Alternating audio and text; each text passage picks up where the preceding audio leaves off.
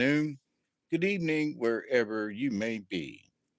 I'm your humble host, Hawkeye Two Feathers, also known as David Null, and I greet you with the love and the honor of the infinite creator. And I continue to pray that each and every one of you will continue to learn how to accept and receive the knowledge, the healing, the wisdom, and the many blessings out there in the universe. And with that said, I hope that all of you who watch this are doing as well as possible in this crazy, messed up quantum world that we live in, and subquantum and macro quantum, and oh boy. So, also, it's 20 minutes after the hour. And for those of you who know what that means, come share with me, come fly with me, come fly with me. But anyway, so here's hoping that you're doing as well as possible in this crazy day and age. Now, I recently, for those of you who may be new to my channel, thank you very much. And for those old timers of you, you know that I will come across topics or whatever, and then the my folks upstairs will inform me, hey, this is something y'all need to be talking about. So they give me little side messages along the way and go, here, take some notes. Folks need to hear about this for one reason or another. And it's like, okie doke. So the topic for discussion at the moment seems to be quantum physics. Hmm. Oh, well, no, we're going to get into some deep stuff. Well, yeah, kind of, sort of, maybe.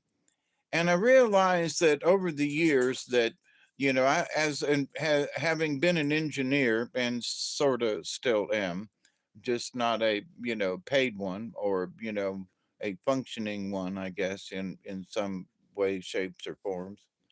But, once a an engineer, always an engineer. There are always things that you are planning and plotting or whatever. But anyway,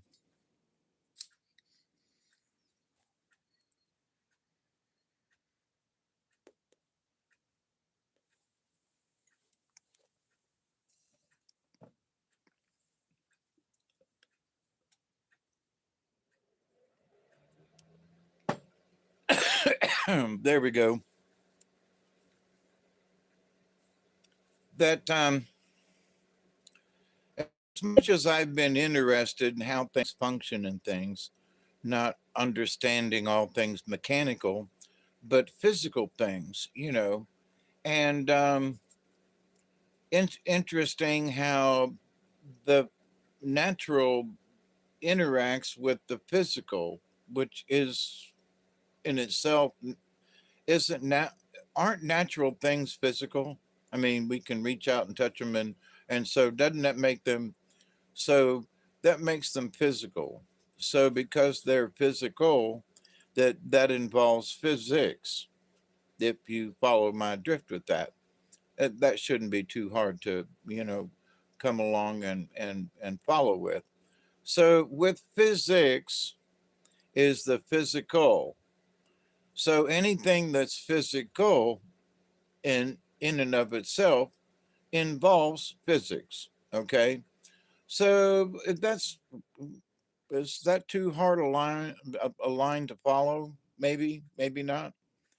So in that line of thinking, then, which is very simple, you know, if it's physical, it involves physics, and so what can we learn from that? Well, in the physics, there are all different kinds of subsets of things. And so, Hawkeye, what do you mean by subsets? Well, there are natural things. There are things that are really microorganisms that live in pond water. And then there are the macroorganisms and things like huge hawks and eagles and and other types of things, large mammals that fly. And so we go from the macro from eagles and hawks and large buzzards to the micro in pond scum and tiny little ants and bugs and things that and tiny little spiders that inhabit a lot of the planet. And they survive in all kinds of weather. And so, but there are all these things from smallest to the biggest, all creatures, great and small. So, with that said, that means that there are all of these physical things that are ant size to hawk size, you know, and a bunch of things in between. There are elephants, and then there are mice. And there's the old adage where that mice scare elephants. I don't know if that's really true or not, but it was a good joke back in the day. So so in the physical world, of nature, we have tiny little things, we have large things. Okay. So in the quantum world, which is the smallest of things. So in the physical world, we have big things like people and elephants, and then there are things on the quantum level that it takes a proton um, electron microscope to be able to see what some of these things are. Hey, Durumsk, how are you? Good to see you. Thumbs up. Cheers. And so in this physical world, okay, we have to accept that there is, as a lot of people have been coining for quite a few years now, the quantum world. Well, what is the quantum world? Well, the quantum world is small stuff, you know, but the small stuff involves all of us. So, first, for those, as we bring you up to date with what's going on, everything is physical. Physical, physical, I want to get physical, da da da, okie doke. So,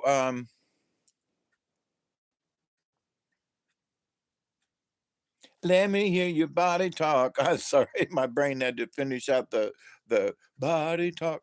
Um, but in the quantum reality of things, where physicists want to have these discussions, and I realize that I probably in my lifetime of wanting as a shaman in training that I'm a theoretical physicist because I'm trying to see where the natural things in nature and the supernatural things, because I've talked about ghosts and orbs and so forth, and I've talked about little people and water wisps and stuff, and which borders on the hypernatural or supernatural or wherever you would like to put your foot into that mess.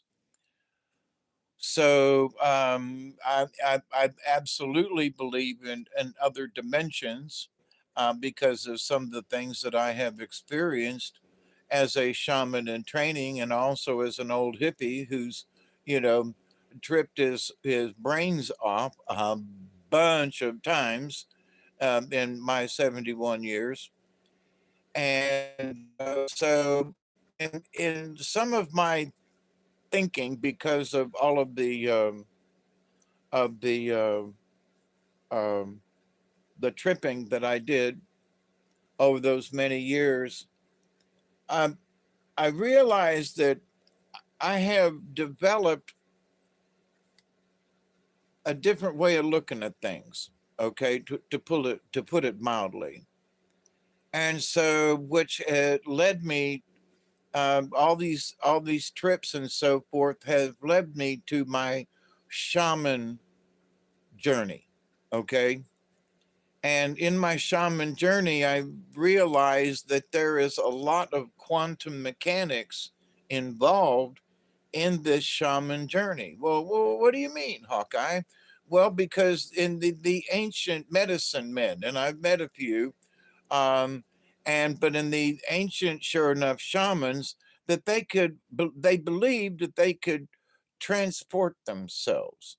That the old native legends talk about how the shamans could transmute themselves into coyote and go into the enemy's camp and scout them out and check them out and see. And that, there were, stories and legends about how some of these shamans were so powerful that they could literally transform themselves into, most of the time, coyote, but could, sneak into the enemy's camp and then go back and report to the chief and to the elders of their own camp.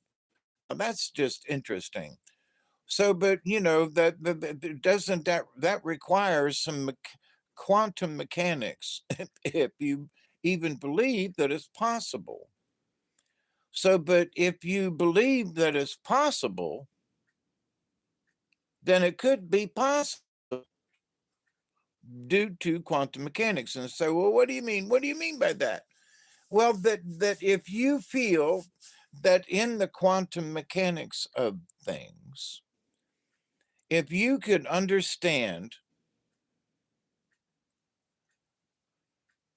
that we're all made of molecules and atoms, and we're made of all kinds of things on a subatomic level plus an atomic level, and just regular molecules running through our bloodstream and so forth, where vitamins and minerals and water and stuff that make up this body and who we are.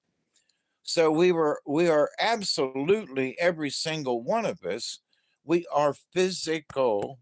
So we are a part of natural physics. And because of that, we are also a part of the quantum physics. Because we are one, then we are the other. So because we've got small little particles inside of us, that's part of the quantum. Well, the rest of the universe is made of quantum things, tiny little particles that are so small you can't see them. And I heard something today that made a lot of sense. Now, I've been, for me, if you've heard some of my older talks about stuff, I believe, and I firmly believe that, all of us are made of these, tiny little, molecules and so forth. And that for any of us who at least believes the minimal of these things, we are all members of the League of Like Minded Beings. And because we have similar thought patterns and think a certain way that other people just don't get, that we are members of this league just because of that. It doesn't cost any money. You don't have to sign in, any dues or anything to join, because you understand things maybe probably on a quantum level, that you understand that we all have a certain frequency in this universe. You understand that we can communicate sometimes in the simplest of ways with like just thought patterns, that therefore that somehow now that we have become um, quantum beings, and we already are quantum beings, but we somehow, it dawns on us. Therefore, because we get it, that makes us members of the League of Like Minded Beings by default. Okay. So, with that said, well, what about this quantum stuff? What is this quantum thing? And well, I heard this thing the other day, and I found it very intriguing. Because in my understanding of things in the universe, we are surrounded by all kinds of energies.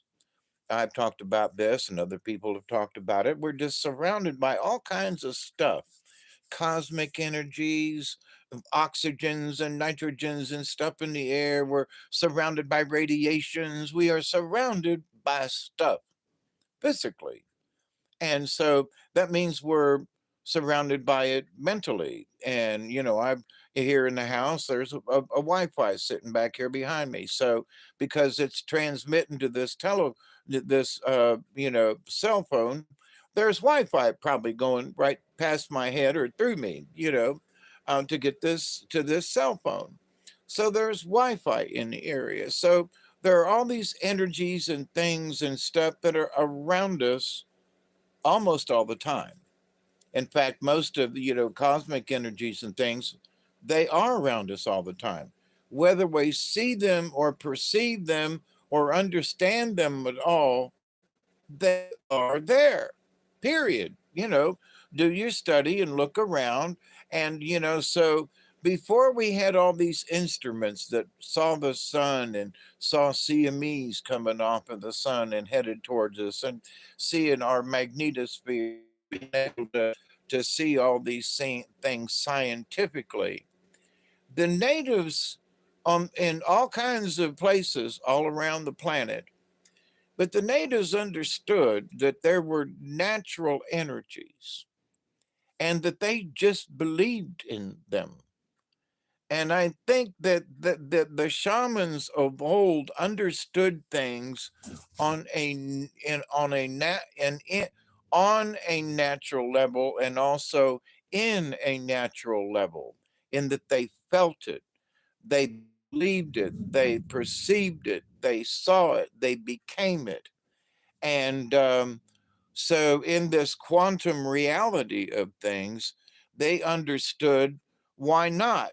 If I believe that if I can absorb the essence of the coyote within me, that I can become the coyote.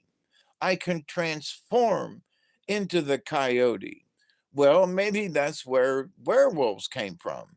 Well, they actually got bit and became werewolves at, when? During full moon, when there's all this cosmic energy and full moon energy and so forth. And so, and that sort of happens on a cosmic level, also on a quantum level, in something that could change your appearance into a wolf. Well, is that where wolves, they went into the enemy camp and could sniff out what was going on and go back and say, hey, listen, these guys are fixing to attack us in the morning, or this weekend they're planning a big shindig or something, and we're not invited, or whatever. But so in the quantum of things, in the smallest of things, we are connected with things in the universe. We are connected with the natural, and try to get away from it, try to ignore it, but okay. And so there are people who live in apartments with plastic around them and porcelain and stuff, and they don't know what natural is. You know, Natural is they walk up from their apartment building or whatever they live, townhouse or something, and from there to the car or and back. That's what nature is to them, and what they see out the window. So I continue to pray for them folks that they'll get a chance to go out into nature and actually become a part of it. Uh, Realize that they are already a part of nature. They just haven't given credit to it. But so that's part of this thing. So in the quantum of things, you and I are very much a part of this quantum theoretical science. The fact that I can speak to you and the fact that I can speak to you over this phone. Hey, Miss Pearl, I've been sending you prayers. I hope you've been getting them. I hope you've been doing all right. So I've been having some crazy thoughts, and one of them is like I'm trying to discuss this quantum thingy, is some of this stuff that's been coming my way. It's got to be quantum. That's all I could say. It's got to be quantum. Good. I'm glad. I'm glad. I'm glad. I almost had to go to the hospital the other day, by the way, Miss Pearl. This last Wednesday and Thursday. This it's Tuesday now this week, but last week, whew, I did not feel good and damn near had to go to the hospital. It was this old age business and a bad heart sucks. As I light a cigarette, but I haven't had one for hours, and so.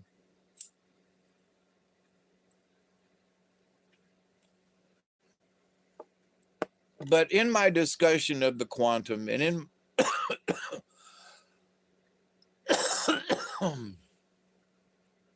in my shaman and training business, which is supposed to be spiritual, right?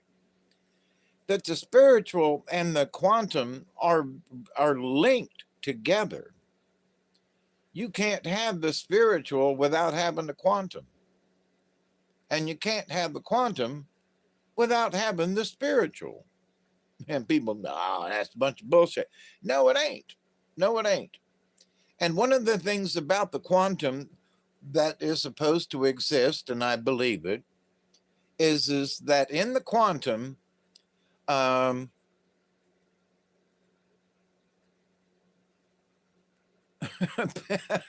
that's funny, Pearl. Yeah, limping and pimping. Yeah, me too. I actually went out and cut firewood yesterday. Uh, cut a tree down 2 days before that, and then it was down, and I got my new electric chainsaw. And because I heat with wood, this tree was growing into the power line, and I had to cut it down before it got any big. It was already too big. But so, it took me about 30 minutes to cut it up. But it's not like I'm being totally lazy and I'm thinking ahead, because cutting the oak tree now gives me the rest of November, December, and January. That's 2.5 months for it to dry, because it'll still be cold in February, normally. And so that means that I've got oak wood, cut up for future use. So, but and the tree had to come down. So, but anyway, in this quantum reality and this quantumness, I have described and have tried to explain, in spiritual ways, or try to explain it in 2D reality. What the universe is like. Well, there's a spider web in the universe. There's a spider web around the planet. There are spider webs all on the planet too. And but spiritually wise, and that we're connected like ley lines on the planet. Well, the ley lines on the planet are like it's like the quantum. It's part of the quantum. It's the quantum of the planet. It's an unseen thing, but it's there. And people swear by ley lines, and that you can tell where the high points are and where key points are on the planet. And I firmly believe that, that there are portals and places and hotspots on the planet. So that's connecting us to the natural quantum of things. Well, and there are folks who are in the laboratory who are shooting light beams through different kinds of substances. They're giving electrical charges to things and noticing, and how that affects the universe around us. And they're talking about how that is part of the quantum. All things are linked together. Well, okay, they're putting, a ionic charge on a piece of metal, and they're watching the reaction, and they're doing a this and they're doing a that. I can understand part of it, but I'm like, so what difference does that mean to the rest of us? And But so what does the spiritualism of things mean? Well, how do you say, well, I was filled with the Holy Spirit. I was filled with elation. Well, how did you get filled with elation? What is elation? Well, guess what? It's part of the quantum. It's energy that's around us. And so there was this interesting um, analogy of the what the universe is made of, and that think of a big bowl of jello that has raisins or grapes or fruit in it, and turn that puppy, once that jello has turned into jello and is molded really well, and turn that puppy upside down, right? So here is this mold of jello, dome shaped or bowl shaped or whatever, right? And there's all of these, pieces of fruit in the jello, and the jello's wiggling, right? You give it a poke and it wiggles. And so the universe is like that with the quantum, in that if you poke a little bit on the quantum, it's going to vibrate someplace else. So our planet is surrounded, in a way, in a jello mold. And that jello mold is unseen, most of it is. But this jello mold of energy, being the quantum, can be felt immediately. So, and people have, practiced this. When my granny was alive, there are times when we called each other, and they were trying to call me, and I was trying to call her. And, we did it at the exact same time. And I've told this story a bunch of times, but the fact that it proved to me way back in the late 60s that there was ET stuff. There was um, extraterrestrial. Yeah. Hey, Devon, bro, I'm loving this convo. Just joined. Oh, cool beans. I'm glad you're here, Devon. Devon. I'm kidding. Devon Lee. If I had not been adopted, I would have been a Lee. My last name would have been Lee. Where are you from? I was born in Ohio, and some of the Lee family still lives up in Ohio. But anyway, good to have you. Thanks for subbing. So anyway, so with this quantumness that we are all a part of, so know the oh, you're in Alabama. I'm in South Georgia at the moment, so Southwest Georgia, near Thomasville. I'm out in the swamp. Good to have you around. Alabama's welcome here. I used to have quite a few friends from Alabama. It's just gotten old and I've lost contact, but cool. Alabama's good, you know. And they won their football the other night too, huh? Hey Barry, I wondered if you was going to come on and say hi, or if you had gotten lost.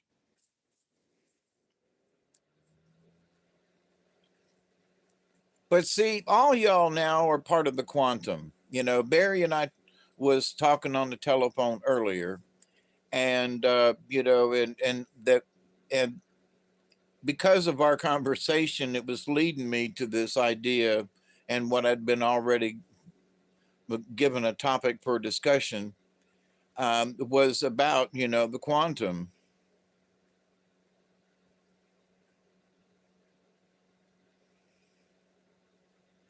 Roll Tide, absolutely. I might live in Georgia, but I have been a Southern boy in a lot of ways for a good many years now. And, Alabama, when Georgia wasn't worth the poop, I was rooting for Alabama, you know. So, And ain't Auburn in Alabama? So I rooted for the Auburn Tigers. Auburn. Anyway, yeah.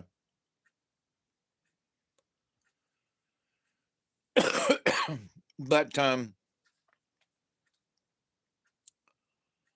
so the Jello mold of the analogy was being given was that if the Jello mold is wiggling, so every piece of fruit in that Jello mold is like us.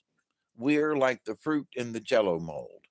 And so if you see one piece of fruit moving, all of the pieces of fruit within the Jello mold are moving. So, and it's like, oh, that's an interesting way to put it. So I've been trying to explain it in ways that, there's our frequencies around us all the time. And that one frequency or something, can vibrate and it can affect us all. And it's like, but the idea, this, idea of the Jello mold, and that we are pieces of fruit in within the Jello mold, and the Jello mold is the quantum. And so when anything within the quantum is wiggled or jiggled or whatever, then it does affect us all. Now, how much it affects us is, of course, anybody's guess. But there are some folks of us who have become more um, susceptible. We're become more acutely aware of things and energies and so forth. And so one person may not be affected at all by a little wiggling in the quantum consciousness of things. Other people are greatly affected and affected by the changes in frequencies, and we turned into little bubble dolls, and we sit and we go, "Whoa, okay, that's enough jiggling for today." It's going to give me motion sickness, right? So, but well, what does that mean in the grand scheme of things, Hawkeye? Why even bring this up? Aha. It's because there are things on the other side of the planet, from us anyway, that are shaking the vibrations of the quantum, okay? And shaking the quantum in such a way that's that that people are afraid of being nuked. I mean, they're going to sleep at night going, are we going to get nuked tomorrow? Is Russia or Libya or Iran or Iraq gonna nuke us? Or is oh my God, they're gonna nuke us. And because there's been so much discussion and there is a lot of war going on, and so for every one of these rockets that go up and come down and explode, it's shaking the jello mold. Okay. And it's shaking the jello mold, and we're all going, we might be on the other side of the planet, but we're still feeling the shaking of the jello mold. We're feeling the shaking of the quantum. Hawkeye, that's a bunch of BS. Is it? If we are all connected in this energy that surrounds us, and okay, well then if you don't believe in the quantum, well then you need to take a few steps back and think about it. In the spirit, if you're spiritual in any way and you say, well, I feel the presence of the Lord all around me, then you're talking about the quantum. What? I feel the presence of the Lord all around me. That's the quantum, dude, or dudette. That's, or anybody in between. um that's the quantum. Don't argue with me. It's the quantum. If you feel it all around you, that's the quantum. That's the jello mold, right? So there are religious things going on. I mean, the argument about Israel and Palestine, and you know, both of them that are at fault if they're shooting rockets at each other. They're both at fault for shooting rockets. Now, I have complained about Israel, not treating the Palestinians right for years. And there's been a lot of argument back and forth, and these folks should have worked it out a long time ago. And the fact that they still want to lob rockets at each other and grenades and things and whatever, it's just like, come on, grow up, children. But what they're doing is shaking. That's why everybody is feeling this. We're all going to die. We're all going to get nuked. We're all going to get, it's World War III. It's Armageddon. Well, some of these crazy people are actually trying to create that scenario. And they're a part of this crazy freaking quantum as well. Hey, Steve, how are you? So all of the things that are going on, whether you believe one side or the other, it's not the point. The point is they're both fighting. That's the bottom line. They're both throwing rocks at each other. Quit throwing rocks and sit down. But neither side wants to do one side because they're going to blame the other side, and one side's being, supported by the other side. And just stop it. That's the bottom line. Be a grown up and stop it. Quit being children on the playground. Stop it. Be grown ups, for crying out loud. And quit trying to throw your military might. Well, we got 100,000 troops on the border of Jordan and Lebanon or something. I'm not sure if I even got that right, but to the point of that about what 100,000 troops. I don't care if it's 25 troops. You're going to put 25 troops against something because you want to start something. You want to do something. You want to fight somebody. We got 100,000 troops. We're gonna. How many troops do you have? Well, I don't know. Let's count how many rockets. How many of our rockets can kill your 100,000 men? How can we? Oh, stop it.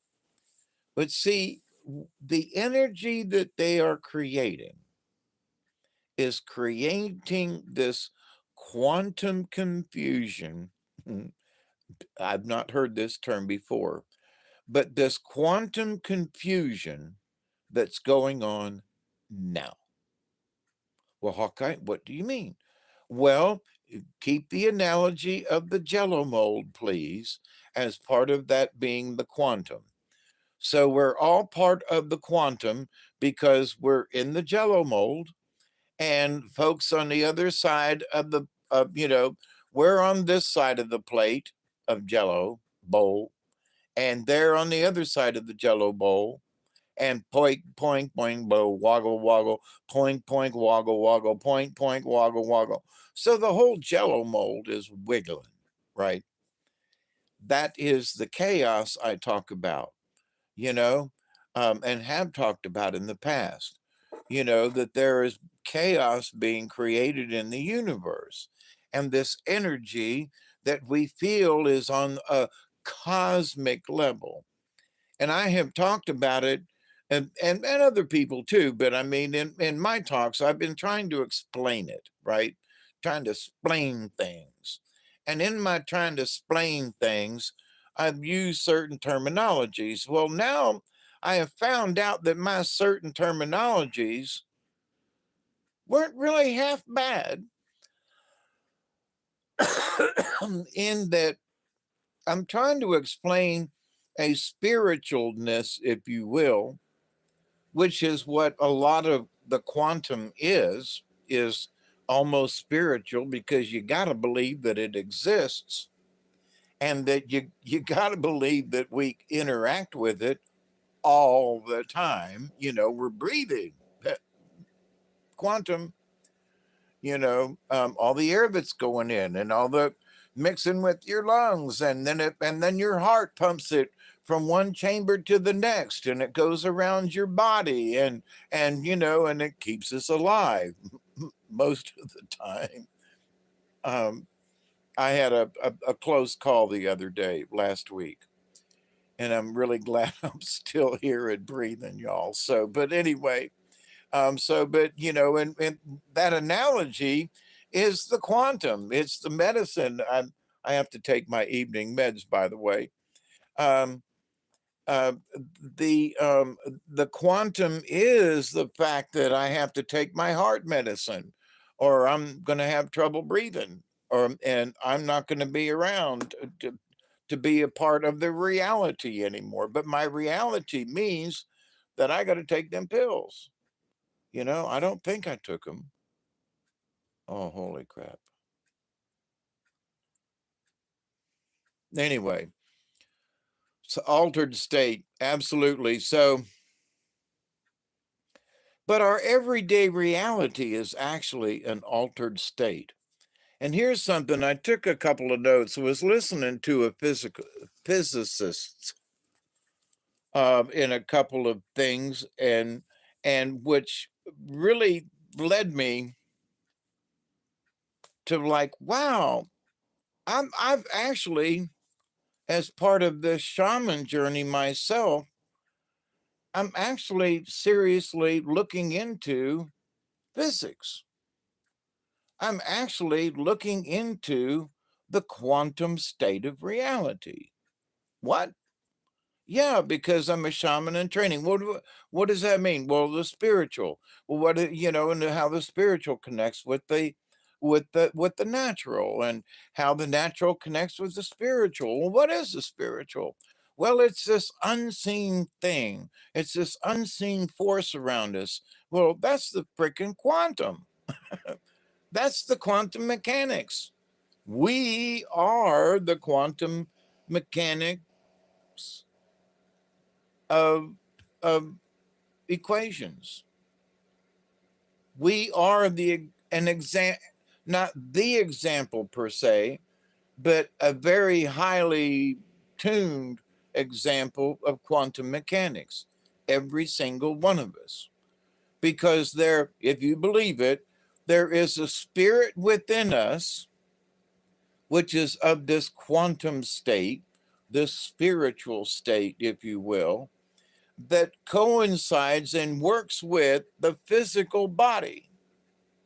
And so the two of them work together in a quantum state of being, because it's all little tiny, right? So the spiritual, there are these tiny little particles, wave particles. And so here's a couple of things that are part of the physics of stuff, which I found to be related to the spiritual. And for example, there are patterns of wavelengths. This light right here is putting out certain wavelengths, and the wavelengths are, wavelengths coming at me and coming through the air and lighting up the space around me and bouncing off my face, and so that you can see my pretty little face, right? My green glasses. And so um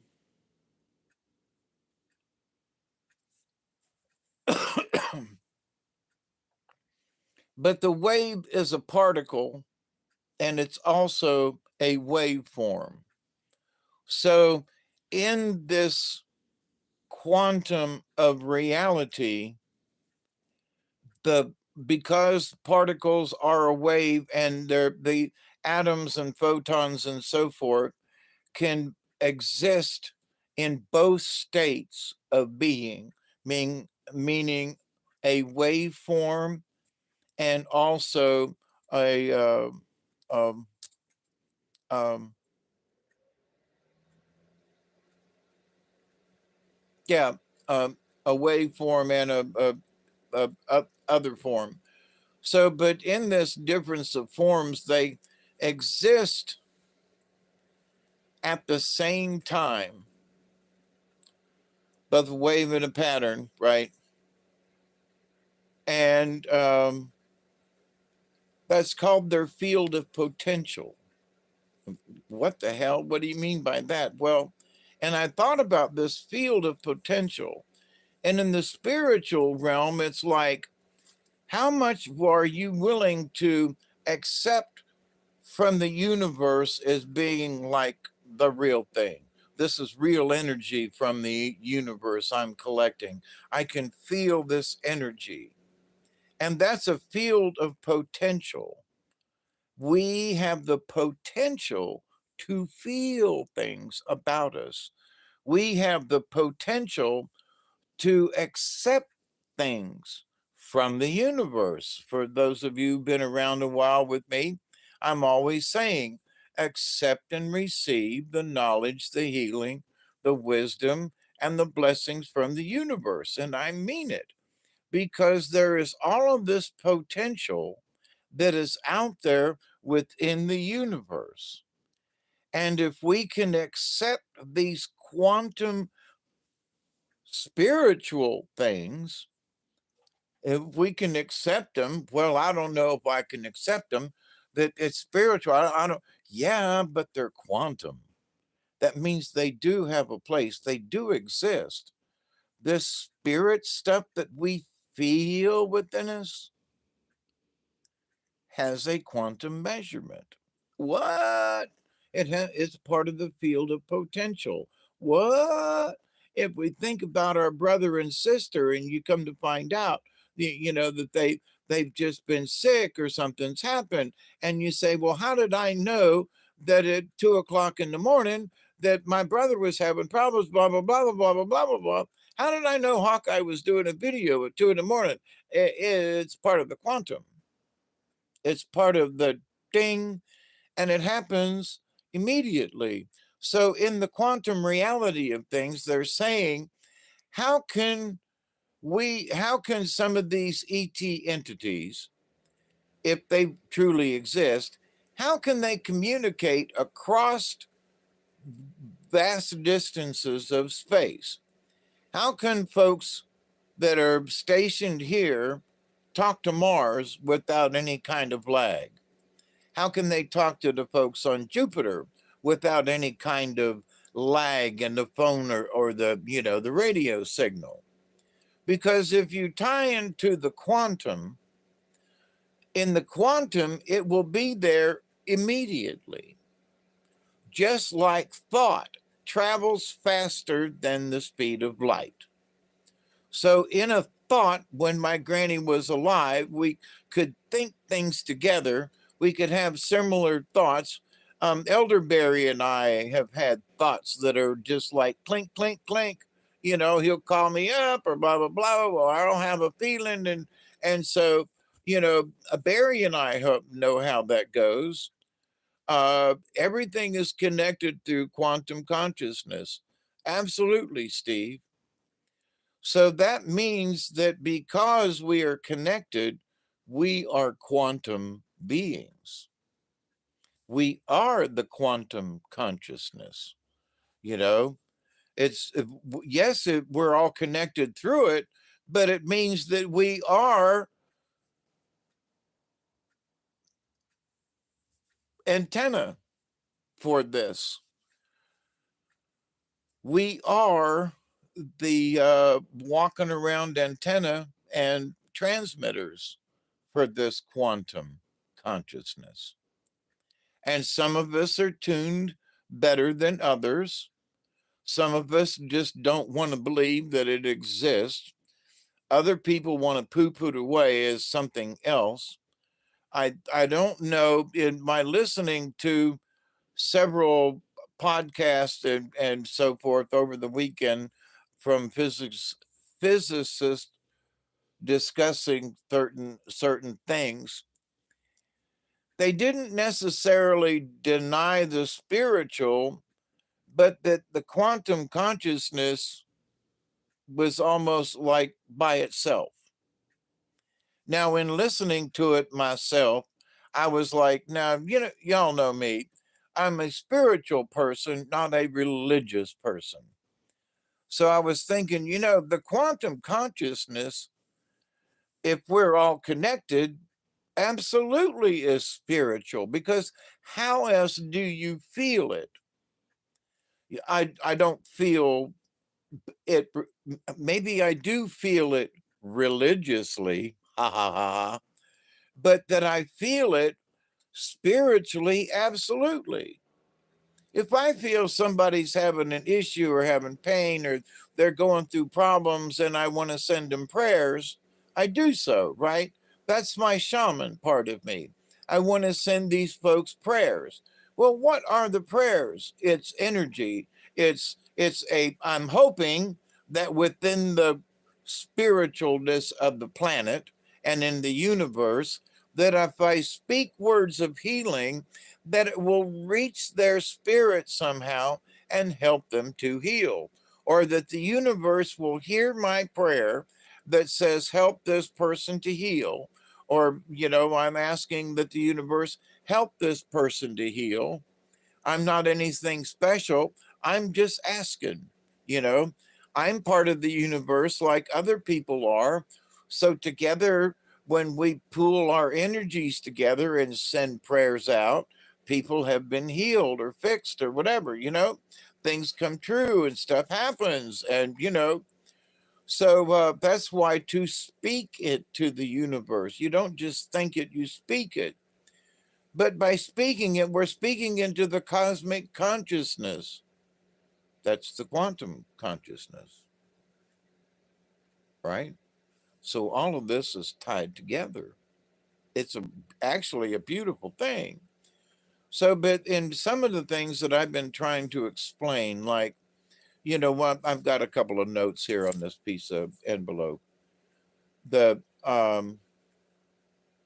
Everything is omnipresent. In other words, everything is happening all at the same time. There are things that happened in the past and there are things that happened in the future that have actually, it's the same time. Steve says, I've watched a video earlier today about all of this, and governments worldwide knew about it back in the 40s and 50s. Absolutely, yeah. And, they have been teaching folks.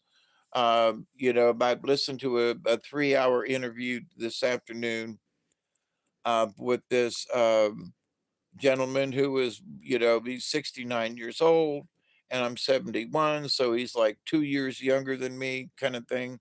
But he went through the military and was a major in the military and was in the Pentagon and knew all the, and was in, the like MK Ultra kind of stuff. And how they taught him, remote viewing, and how they taught him these things. And he was discussing many of these things. And I'm realizing, oh, holy mackerel, some of the things that I have learned on my own in trying to get in touch with, you know, the spiritualness of the universe, that I've actually, in a way, been practicing how to be a remote viewer. That's not what I've been trying to do, but come to find out that though many of the things that I have practiced over the years to become a spiritual person is a lot like some of the things that they have to do to become a remote viewer. And I was like, now, ain't that some shit? What? And you call it this? And so, one of the things that I have been discussing for a long time is I would have,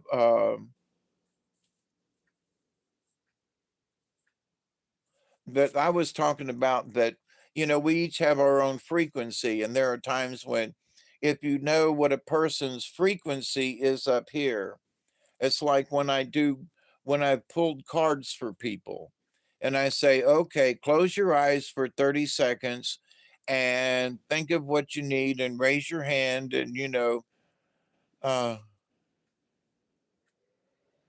well, thank you, Devin. I appreciate that. 4 minutes. Oh, for a 20? Are we moving into a 20, Barry? I got some still waiting here and I can add to it. But I've always talked about, that in the world of the universe and in the world of like-minded beings, that each of us has our own little frequency, right?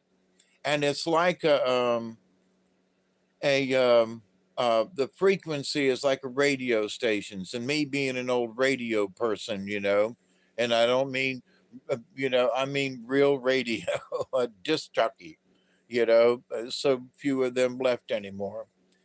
But and so, but in the art of remote viewing, in that ilk of things, there's signal lines. So, for example, the example was given that if you're trying to get remote viewers to focus in on something, that they give you a signal line. In other words, this is what we want you to think about. This is where we want you to go. This is what we want you to focus your mind powers, your energies on, the signal line. And I was like, and that each of us in our own way, we have our own signal line. And I was like, oh, wow. Well, I've been talking about that, but I've been using a different kind of terminology. So, not to try to get other people to believe me that I know what I'm talking about, come to find out that some of these folks, the US government and so forth, have been teaching this for nigh on 50 years or more, but in different ways, shapes, and forms. Um, and, and more like 70 years, actually, after World War II. And so, me being born in 52. So that was, not too far after World War II. So, Korean War and all that stuff, and you can turn on and off the ability to use this. Absolutely, Steve. And that was one of the things that we are all born with this. We all have it. And whether or not we use it, whether or not we learn how to use it, and for me, because I wasn't in the military or anything, I've been studying this since the late 60s, 68, 69, 70. In there, I've been studying this kind of stuff. So all my life, I'm 71 now, and I have been practicing some of these things for 60 years, literally, because when I was 11 or 12, Mother Mary came to me and I learned how to do I was having out of body experiences and flying around the room and having, astral projection stuff. And I kind of felt crazy before watching you. So thank you for that. Why? Because you've been having similar things. Oh, join us, my friend. You know, I'll talk reality to you, and with you, not to you, but with you. Um, but so in from the time that I was 10 or 11 or 12 and floating around and with my magic pillow, when I found out that I was actually astral projecting and was proving it by my family members, and so forth. Um, yeah, everybody say hi to Devin. He's a newcomer. He's a new sub. Come back and join us and visit with us. And become part of the crazy crowd. But and as long as as long as you're respectful, we're good. Come join us. We talk about all kinds of stuff, don't we, guys and gals? There's no gals in the house tonight. Where's Chloe and everybody? So it's a 20 or within a minute anyway. So here's mine. Do you have yours?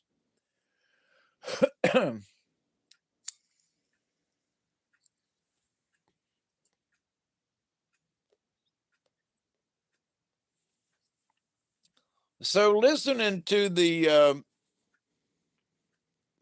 Good, Devin. Welcome, my friend from Alabama. Alabama. Yeah, when we used to have to go there.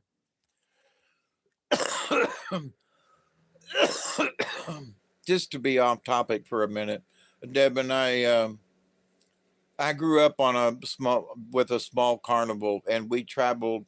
Uh, Grew up in Tampa, but we traveled all over Florida, Georgia, and Alabama. So there are many places in Alabama that I have been, and that we used to go back every year when the carnival played there. So, and I was playing in the carnival back in '66 and '67, and traveling through old Alabama back in the old days. You know, before before the white man came. Oh, never mind. That was a bad joke. Yeah, I guess you'd have to be old and traveled like we did before the white man came to Alabama. That is,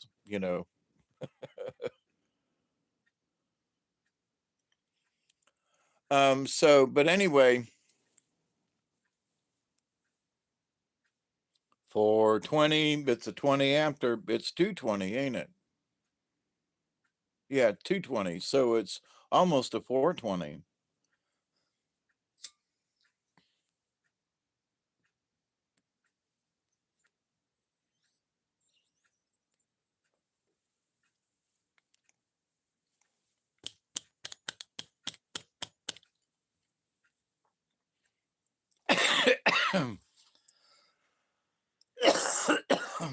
Mm-hmm.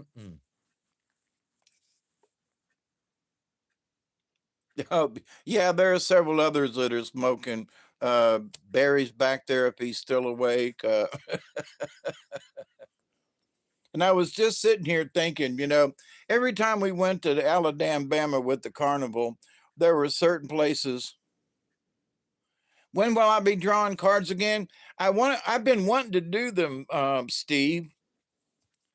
Um, but I had heart issues this last week, and being sick, and it just takes me out of the picture.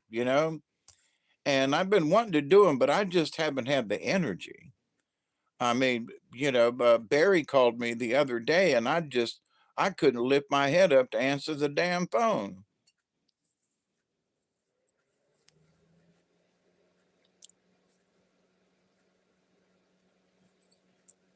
Yeah, I'm feeling much better now, but I mean, but almost a week ago, wow, man, well, actually, it started about a week ago. I was just not feeling real well. And then Tuesday came and was kind of, yeah. I did my show with Elderberry, and then, did a short program after that last week, and then just phew, went downhill from there. And I went from not feeling good to really feeling bad. And I mean, sitting on the toilet kind of bad, and not being able to breathe, and my blood pressure was 210 over 107 kind of thing. And you know thought I was, I was literally had the cell phone and ready to call 911, and was debating on whether or not I should drive myself to the hospital. um, and that I decided to take all of my meds. And I don't know. I can't remember if I took my damn meds before I did the live stream or not. I'm sitting here looking at all my meds going, I think I did. I think I did. I think I did. Oh shit. I think I did. Um, but anyway, yeah, I know, Steve. I got I got the thing afterwards, and I'm like, man, I get 8 to 10 calls a day of just, you know, roto dialed phone calls. And then when I go through them and I go, oh, there's, Steve called. Well, it was all I could do to even see who called, let alone whether or not it was you who called. But I didn't have the energy to call anybody back. Because I would have, you know me, I usually call you right back if I can, and I just couldn't. That's how bad it was. And then my memory, and I'm like, then I forgot you called, and then when I do remember, it's 3 in the morning, and I ain't gonna do that. So yeah, I know you do, and that's why, it's good for me to be here now because I can kind of tell y'all in person. Um, it ain't nothing personal. It might be, the other day I wake up, go in there and pee, let Duggar out. Um, I had to make sure that I fed him, and then I was asleep again. And I mean, 4 or 5 hours, wake up. I even found out that I had peed on myself. I kept like, what the hell's going on in my? I would. That's how bad it was when you pee and poop on yourself. But I'm much better now, thank you. you know, much better now, thank you.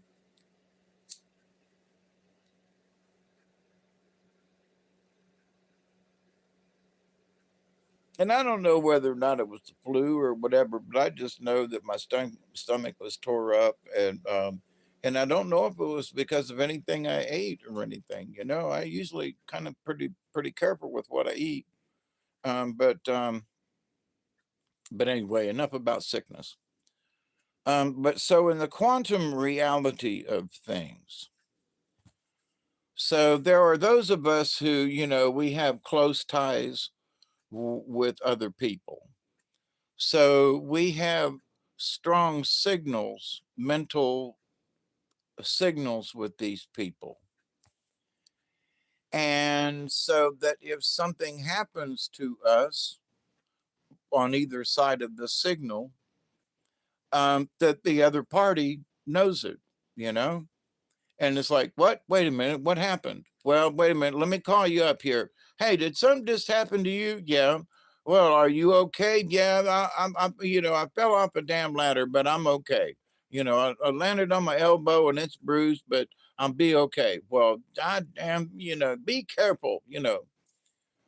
So when we have these strong signal connections with people, and they were talking, this gentleman was talking about it as being the strong signal was to the remote viewing event, whatever that event might be, whether it be a person or a place or a thing, right?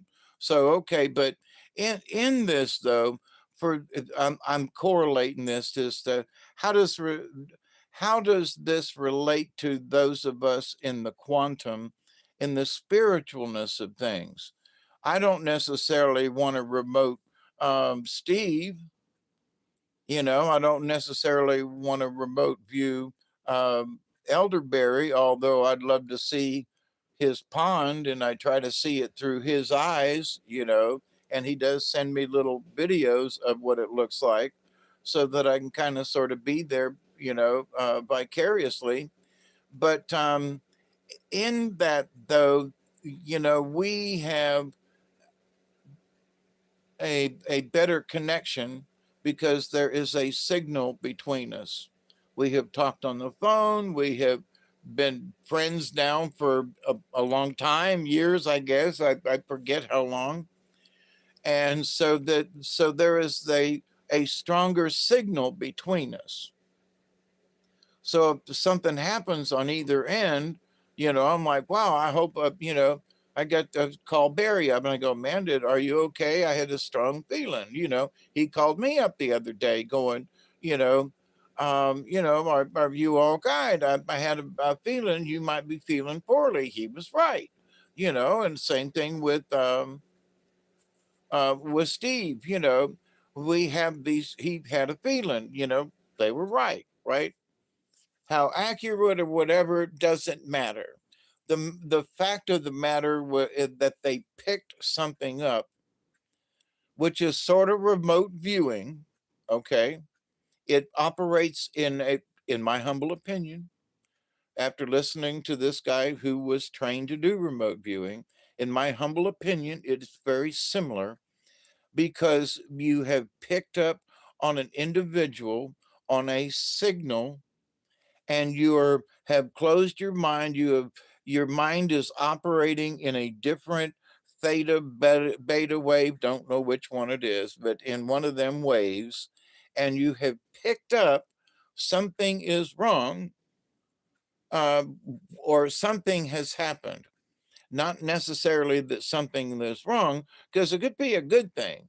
You go, wow, man, I wonder what's up with Dave, or wonder what's up with Steve, or wonder what's up with Elderberry. Well, the wonder what's up doesn't necessarily mean it's got to be bad. It could be a good whatever is up with Barry. Okay. So, but that we get this ping, ding dong, whatever. Somebody rings the doorbell, and it's not necessarily on purpose. It's not like, now Barry, for example, was like, wonder what's up with Dave, and when I wasn't feeling well the other day. So he was right in I wonder what's up with Dave. Whatever it was that he felt, something was up with me. I'm about to have to lay down, but we'll definitely be on the next. Well, thank you, Devin. It's nice to meet you too, and be safe, man. Another Alabama friend, since I've lost a couple of other Alabama friends. Good to see you, brother.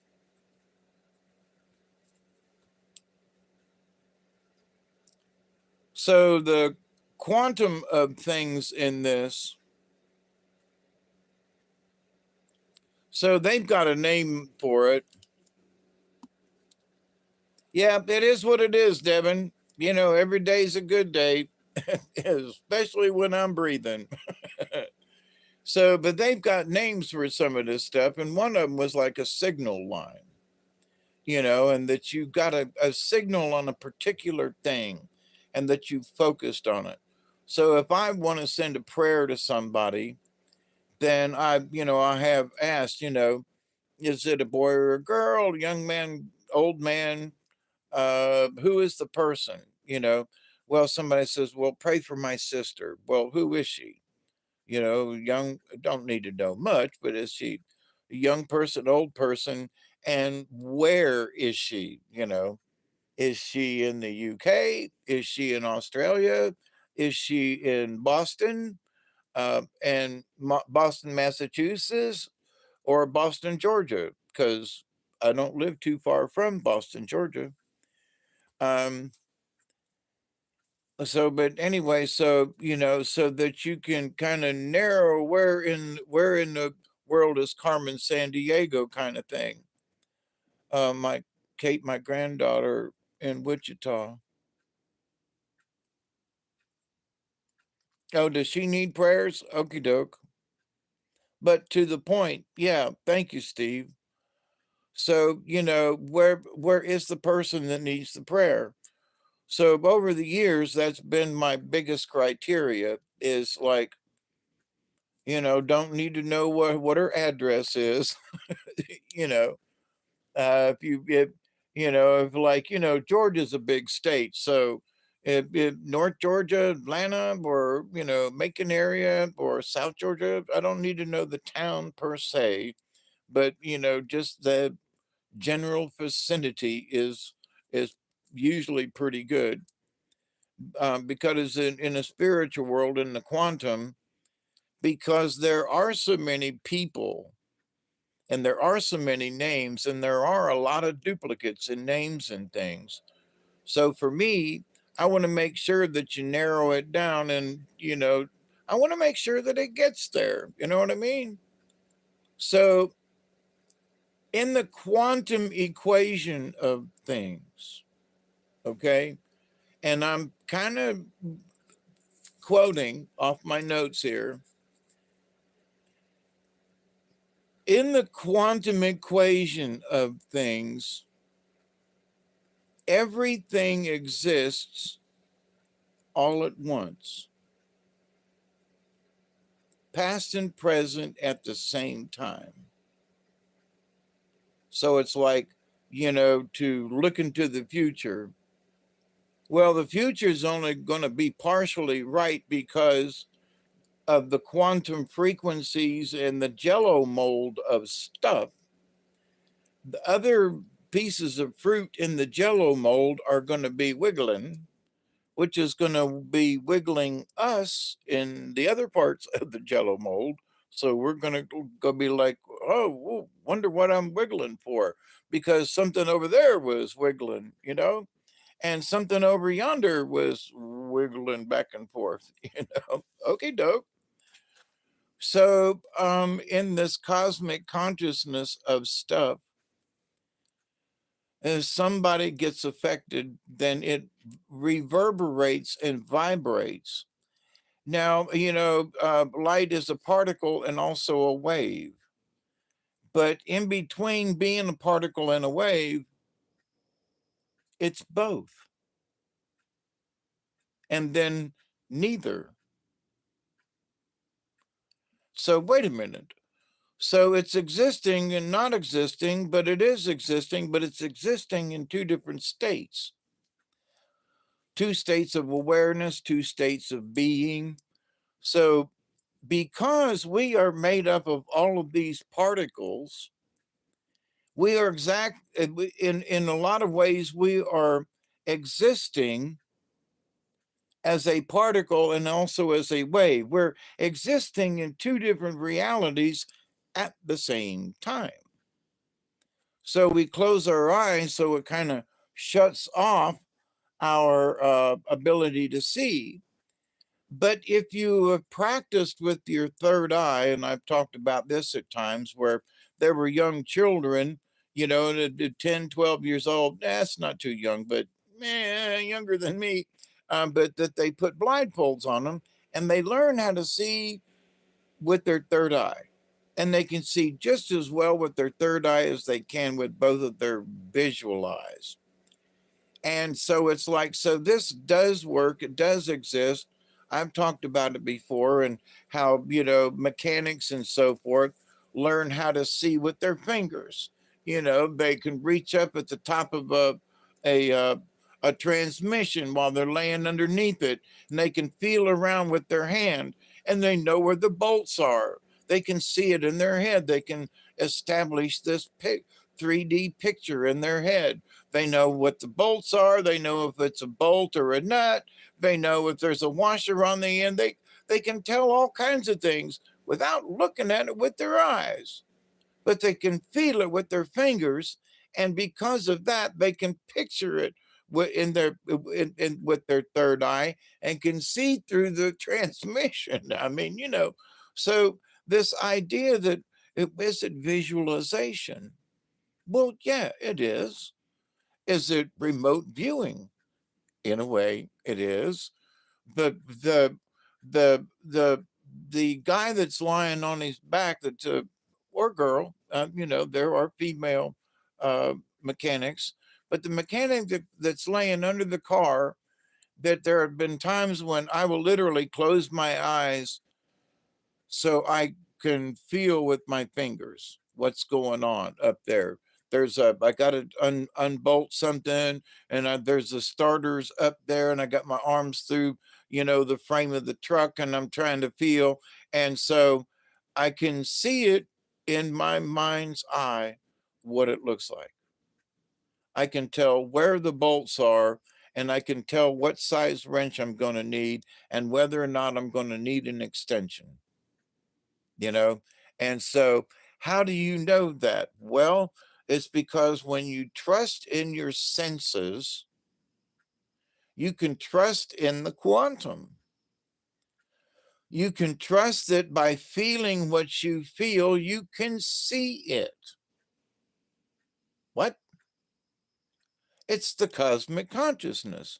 My fingers feel the nut and bolt up there, but, for those folks, and they, go ahead, tell me. You felt it with your fingers. That means you can see it. Yes or no? Well, I don't know, Dave. That's Hawkeye, that's sort of a stretch, but you know what it feels like, right? Yeah. Well, then you know what it looks like. Why? Because you know what the nut looks like. You've worked with things before. You can tell. Okay. But that's a simple way of saying that the cosmic consciousness exists. What do you mean? What do you mean that it exists? Well, you just proved it to yourself. I've worked on vehicles before, but and women, who sew without looking and who crochet without looking. That's part of the cosmic consciousness. What do you mean? Because their brain has learned how to do it, and they don't even have to look at what they're doing. If I'm crocheting, I got to look down at every stitch. My friend Marcia, rest her soul, could sit there and talk and do and never miss a stitch and never have to look at what she was doing. Bing, bing, bing, and she'd do another row and look down and flip her stuff over and pull a little yarn out and go right back to doing it. Never have to look. And so lots of people do those sorts of things. So, with that said, that's their cosmic consciousness working in the quantum reality. What? Because they have established signal lines with the hobby that they have, which keeps them connected in a spiritual way to whatever it is they're doing. Uh-oh, I'm getting deep here. Okay. So, by keeping themselves connected spiritually with their hobby, that keeps their brain connected to the cosmic consciousness of things inadvertently through their hobby. Because in all of this, everything exists at the same time. So while they're not thinking about how to crochet, the not thinking is the thinking. What the hell do you mean? It means the brain is thinking about it on a totally cosmic spiritual difference. What do you mean? They're doing it without thinking. Exactly. Their bodies have become so used to doing this that it is remembering the cosmic consciousness of crocheting or whatever it is the subject is, doing things without thinking about them, and you just do them. That's the cosmic consciousness. Why? Because your body is remembering from the universe how to do these things without looking, and that the rest of your brain has cosmically put itself on hold and said, let this, go over here and crochet. We don't have to think about you anymore. Cosmically speaking, the rest of your brain says, I can watch a movie and not have to look at crochet. Just every once in a while, just like my friend used to do. So, what's that in the real world? Because there are a lot of other things that people do that they are unconscious of doing, when actually it's the opposite. They're hyper conscious of it. What? Think about it. They are so hyper conscious of doing something, you know, dealing cards like for some reason I was like in Las Vegas. There are folks who are watching folks, but they're dealing cards and they ain't even thinking about it. And they're really fast and they're shuffling cards and dealing them out to foes, but they're watching the clients. They're watching what's going on. They are not even paying attention to the cards, but they are. The subconscious is really paying attention. And it's going, we know how to do this. We know how to shuffle cards. We worked here in Las Vegas for a while now, and we have shuffled cards, and I've learned how to deal. And I've also learned how to shuffle these cards and deal, and also look at my clients here at the table, at the blackjack table, and to see which one might be a punk or not, or which one might be a queen or not, or which one might be a whatever or not. And you're still dealing, and you're still flipping cards, and you're watching the folks, and I'll take one, and and you're dealing, and your brain is operating on a totally different level watching these people. But you have just dealt all these cards, okay? Shuffled them, dealt them, and wait a minute. So, how did you do that? So, as a puppeteer, I learned how to do the voices and move the puppets, but at the same time, I'm watching the kids in the audience, and I still don't know how I did it, but through the cosmic consciousness of things, you allow yourself, you give into the fact that you know how to do this, and your being, your body, your brain, and in the cosmos of things, you believe that you don't have to consciously watch how to crochet, and you end up learning how to do it without looking. So, but that's cosmic consciousness. But that ain't that cosmic unconsciousness? Well, you're unconsciously doing it. But I would submit that it's being hyper conscious. Hyper meaning that your subconscious is so conscious of it, you don't have to think about it. What the fudge are you talking about, Dave? Yeah, I know it's a pretty deep. You got to stop and think about it. But it's so unconscious. It's like breathing. You're breathing in and out, and it hasn't been until I've had my heart attacks that I've tried to understand how the heart actually works. And in one way, when you breathe into your lungs, you're breathing in oxygen, and it goes to your lungs. And then one part of your heart goes out there, and it's pulling in the blood from the lungs. And then it pulls it in, and then it pumps it to the other side of the heart. And the other side of the heart then pumps it to the rest of the body. So it pulls it in from the lungs, which gives you hopefully enough oxygen that it gets sent to the rest of the body. All right. So, but in my breathing and so forth, most people don't think about, oh my God, I'm breathing in. And now I do. I'm consciously thinking, it not all the time, but I'm consciously aware of the unconscious, which means I'm breathing in. I'm hoping that my heart is picking up some good oxygen. I'm breathing out. I'm hoping that it's pushing that oxygen, um, saturated blood to the rest of my body, and that my limbs don't fall off. And so that, but there are parts within us that operate all the time without us thinking about them consciously. How do your kidneys work? I don't know, but they're working. How do I know? Because I just had to pee.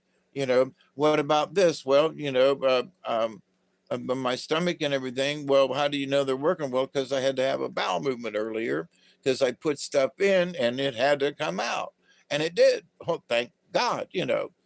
So, no impacted bowels or anything, but so these things are unconscious in us.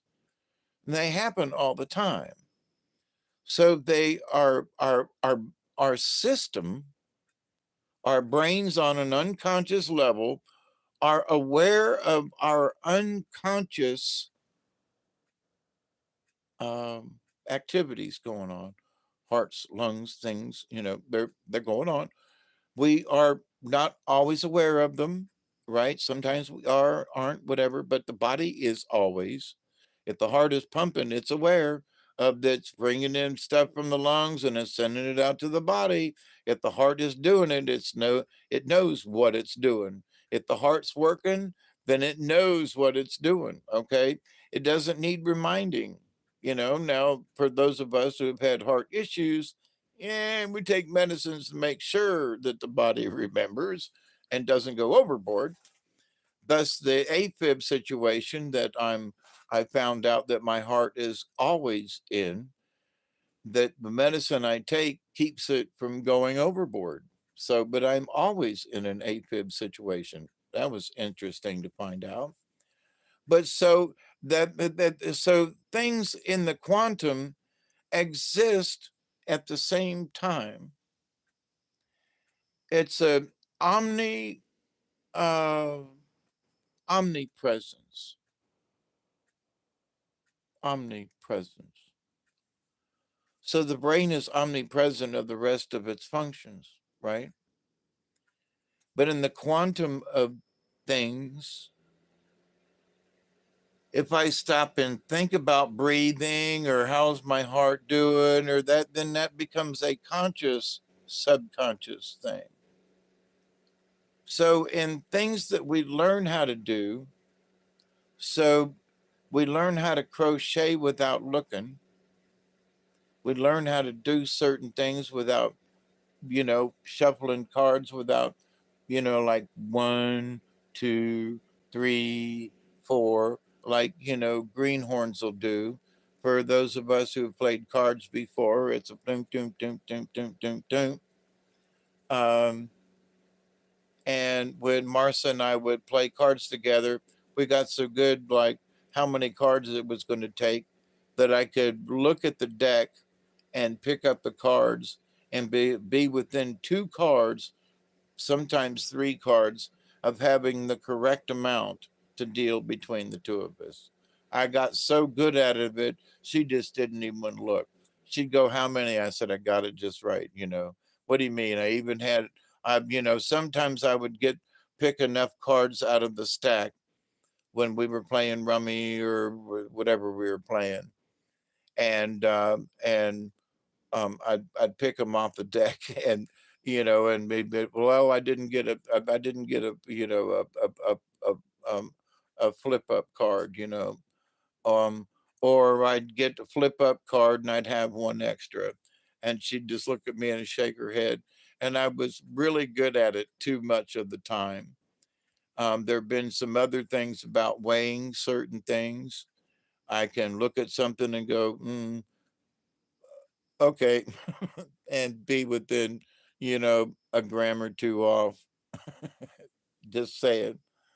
So, and just in stuff in general, I have had this knack for, being able to do it. So, but it's like splitting firewood, not having to look, doing firewood with one hand, like I've talked about before. That's allowing your consciousness to accept what it knows in the grand scheme of things, to give in to the universe and say, I accept what I know, and my body knows how to do this, and I don't have to worry about whether or not, you know, does my heart know to take in the oxygen when I breathe, or does my kidneys? Do I have to remind my kidneys how to work? Thank God, no. And these other things that are in our subconscious that are always working. And these things that are working are all on the quantum level. So we are quantum beings.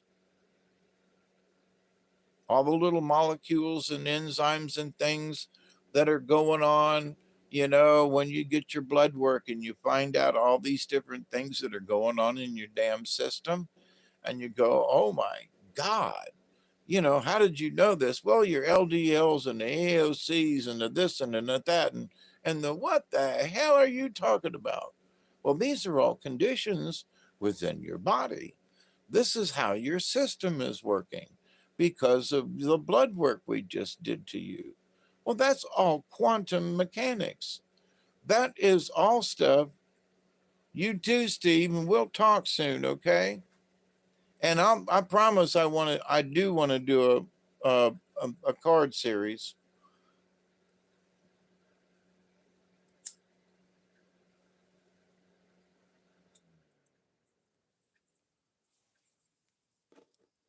So we are quantum beings. And because we are quantum beings, that means we are connected to other quantum beings. It is what it is. Argue with me all you want to, but because of one, then the other is true. It, this is one of them circumstances, where X is equal to Y or something. I don't know. But, you know,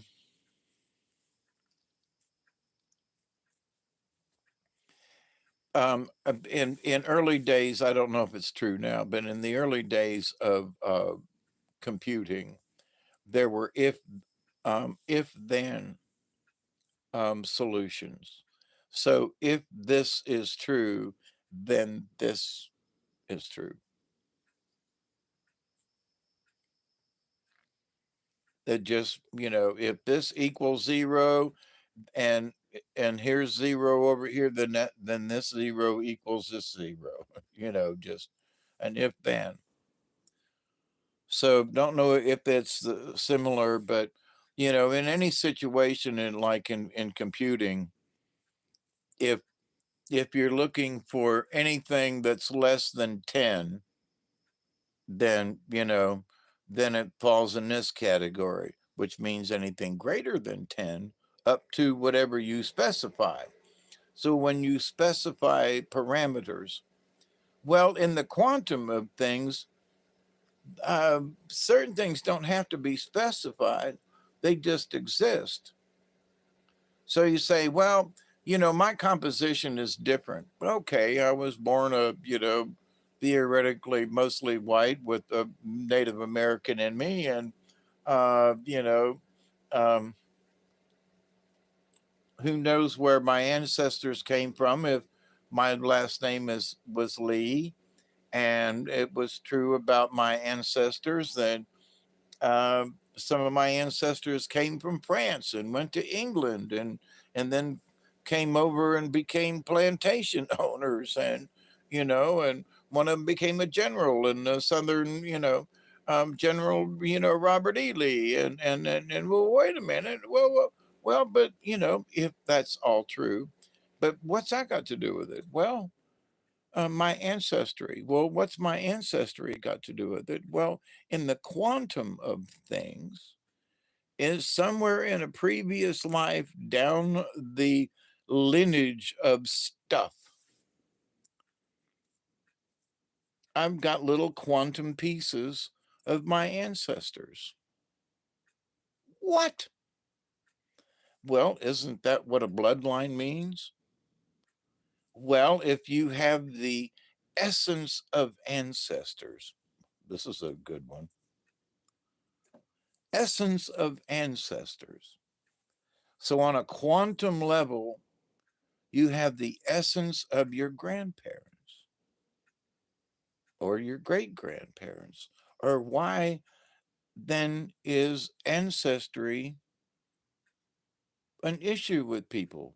Where did I come from?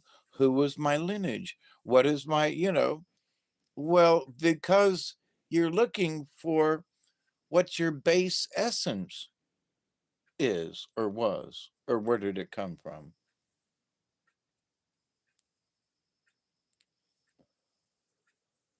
So if it's true from where my grandmother and great grandmother and great great grandmother came from and where this lineage is, then I'm I have Cherokee tidbits in me.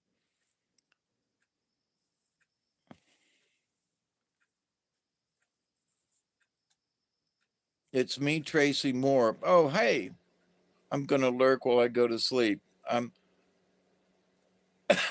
you too, X. It's good to see you, Tracy.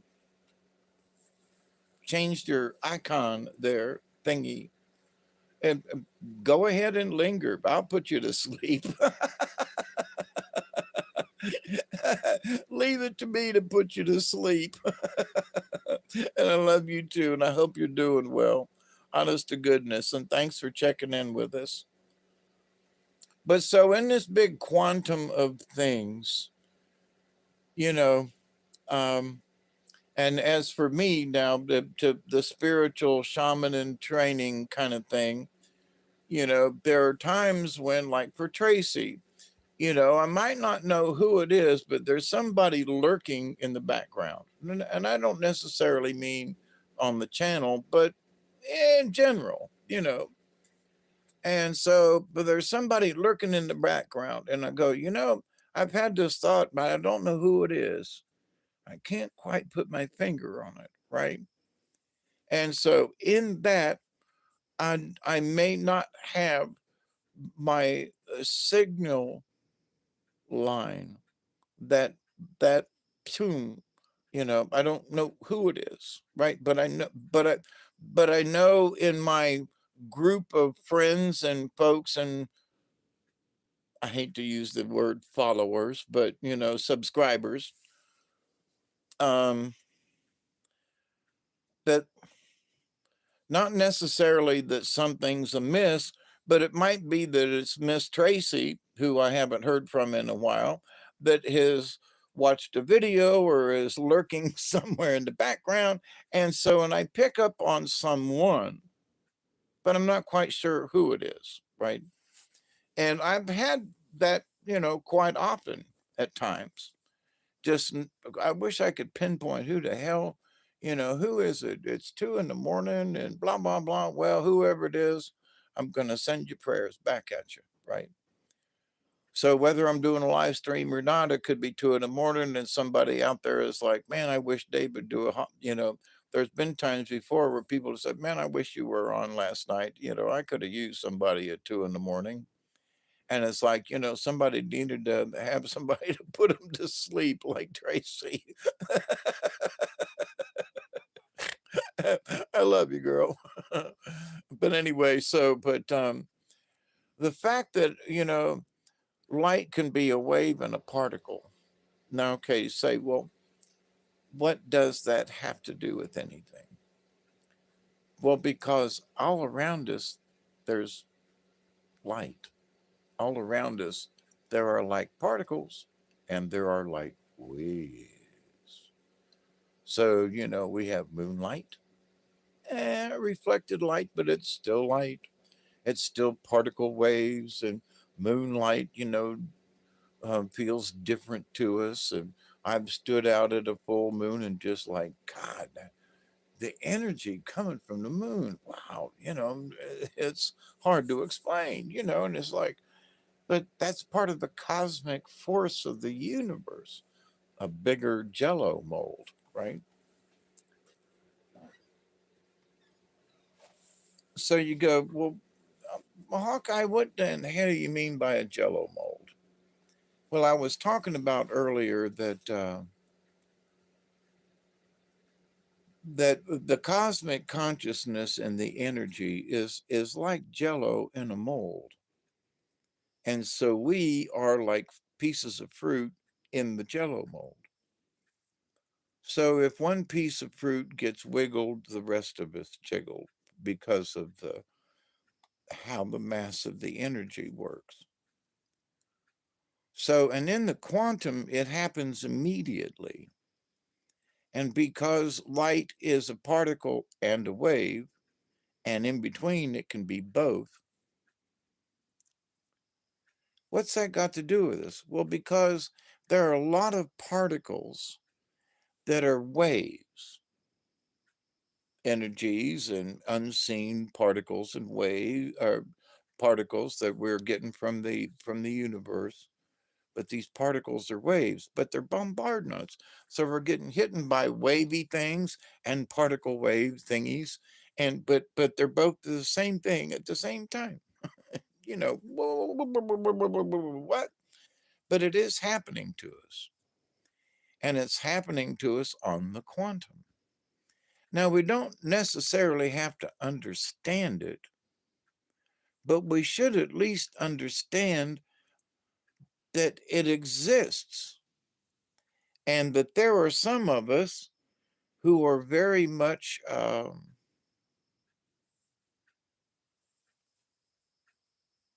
susceptible to these changes, and we don't know why. And but that's okay, because there are a lot of us who are being affected on this quantum level. So that's why, as is stated for the title of this, quantum physics is us. You know, we are the quantum equation. We are an example of a cosmic equation because we retain the soul and the soul's energy within this physical container. And with any luck, our spiritual energy will remember the things that it learned this trip around, right? As a shaman in training, of all the things that I can ask for the rest of my life, is that I can, there's no way that I can make amends for the crappy shit I've done. I've done my best to settle things and to make amends where amends can be made. And so from a couple of years ago, now all I can do is move forward and do positive things, and and hopefully not make any more stupid mistakes. Um and and help folks out of their stupid mistakes, right? So, with that said, in the quantum of things, I can only work in the positive. And what do I expect out of life? I expect that the rest of my life is positive in such a way that my spirit will remember at least some of the things that I've done in this life. That my next incarnation, I will remember some of this, and so I won't be so stupid next time around. You know, that's what I'm hoping for. And so, but is so. Well, what about God, and what about the other side, and what about this? Well, what is my purpose in this incarnation? It's to have. I made too many mistakes this time around, when this time around was supposed to have fixed stupid mistakes that I made last incarnation. Well, at least I caught myself midstream, and I'm trying and hopefully have fixed some of those things from my last incarnation, and am working on fixing the things in this incarnation, so that maybe if I fixed last time around and this time around, that next time around it'll be in a positive way. So um, I've learned what cruelty is, and and earlier on in my life I was cruel to people, and when I realized that I was being cruel, even just not beating them with chains and whips and stuff, but I was still being cruel. I realized, no, I don't want to be this person, and I want to be different. And I have recently thought back on some things, and I was like, man, some of the things that I did was without thinking. And they were actually, when you do stop and think, they were cruel. And I didn't want to be a cruel person. But it takes lessons along the way. But I was still at one point, some points, I was still cruel. I'm not that way now, but at some point I was, and I don't like it, but that was then. This ain't now. But it makes up who I am. I understand what cruelty means. to have been a person who was cruel to a person who was treated cruelly by other people. It's not our time, so we shouldn't be worried about the other side. There's still things to do on this side. That's right. That's right, Tracy. But my forward thinking is that at 71, I'm pretty much, a long ways away along my journey, you know, and with a bad heart, I kind of sort of know how I'm going to go out. Um, it'll be my heart before it'll be cancer, which at the moment I'm, don't have anything else wrong with me. Knock on wood. But so in the grand scheme of things, though, what do I expect out of the rest of my life and trying to do whatever I'm doing and understand about, shamanism and spiritualism and the quantum mechanics of all of this and what does it freaking matter and why do I care? And my point is, what I want out of this is hopefully, fingers crossed, in the next life, I can remember some of the lessons I've learned now. That's what I want. And I won't know until I get to the other side. And I'm not expecting I'm going anytime soon, mind you. And I'm not, but I'm hoping that in my foresight, that by learning this, that's what I get out of this. I'm not going to get it I'm not going to get anything out of this in this life, except the understanding and I guess the joy of learning about and understanding the the the quantum consciousness and at least understanding where it comes from and the fact that I have been playing with the cosmic consciousness and the quantum consciousness for a long time, for the last 60 years in many ways. And oh my goodness, that means in a lot of ways, because of my spiritual journey, I have been a um, a, a theoretical physicist because I've been dealing with spiritual things which are on the quantum level. Then I am have been a quantum physicist for a long time, and also and listening, and I've been paying attention to the sciences for a long time as an engineer and doing things. Uh, You turned 58 in September, and they got me on all kinds of heart medicines. You too, huh, Tracy? Think I have thyroid cancer, but I'm not scared. I've lived a good life. That's why I've been watching you. I learned so much. Well, thank you, Tracy.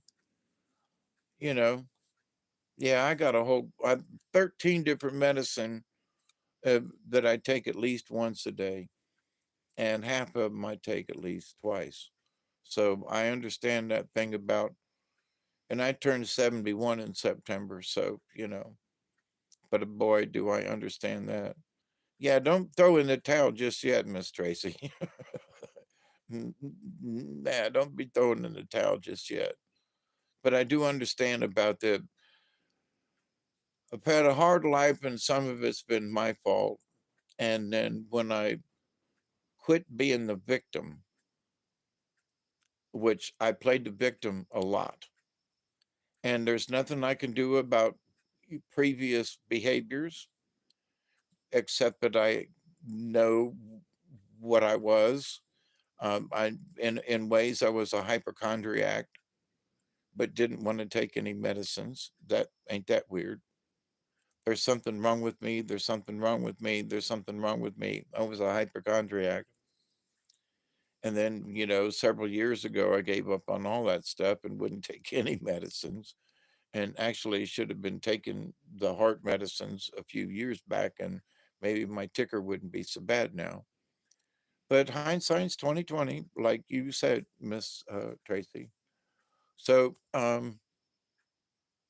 but in this, so future events, why are we still here then? Why don't we just give up and just blow away like dust in the wind kind of thing? Well, it's because, I'm still connected to the cosmic consciousness. as much as, the operations and everything, and having been in those near death experiences several times in the last year, and being in that realm that it's like you're almost dead, but you're not. And then when you come back out of it, that feeling when you come back out of it is very peculiar. Having had it several times just in this last year, having been put under the knife and so forth, um, voluntarily, but several times. So it's like, well, duh, but but the fact that that you have these experiences that are surreal, you are knocked out, put out, your breathing slowed down so much, but you're not quite dead, but you're really under.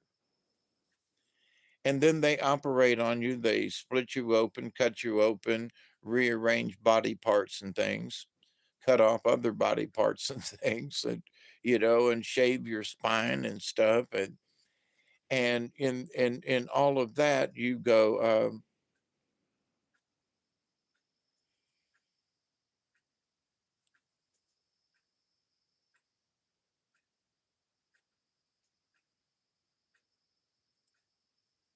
oh, you're very much welcome, Tracy, anytime, anytime. And I'm listed in the phone book, you know, for conversations. Leave a message and I'll call you back. But yeah, and at 71 this year, I've lost several friends in the last couple of years, several close friends. And it's really interesting being out here on a limb by yourself. I keep saying, well, I'm 71. Yeah, and I can't believe that I made it this far. But at the same time, oh my God, I'm 71. I can't believe I made it this far. But then old age really sets in and you find out how much you can or can't do at your age. I talked with a friend of mine earlier today and they were like, old age just sucks. I just can't do what I used to could do. And, and our brains are like, we're really trying, but our bodies are just not keeping up with this. Thank you, Barry, even though it might take me days to get back. But if you leave a message, because otherwise I have so many people that call me, then they're all false alarms. And, but yeah, it might take me days to get back at you to you. Barry, you're such a card. I love you, my brother. And we're coming up on a 20, and I feel like it. But so, and in the spiritualness of things, it's like one thing to understand that I am filled full of the Spirit. I feel myself, but the understanding of some of these basic things with nature that I'm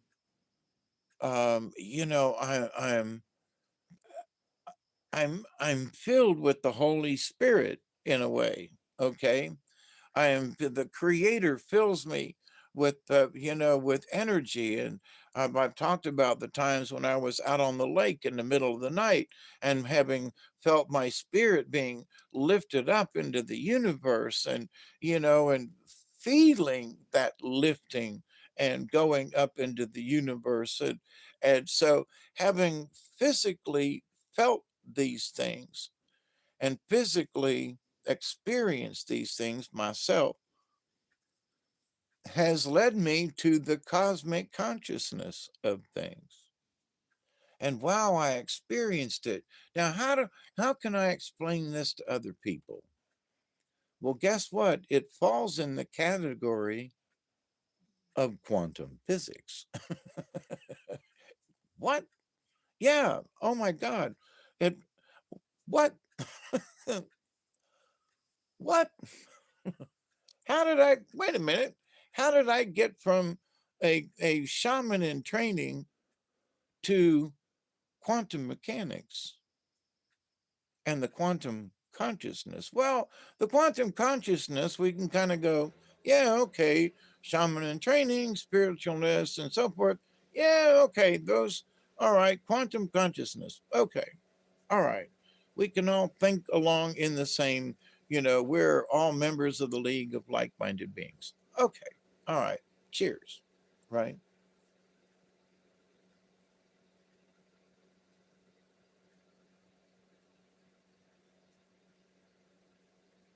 I can't read that text, the font, I mean.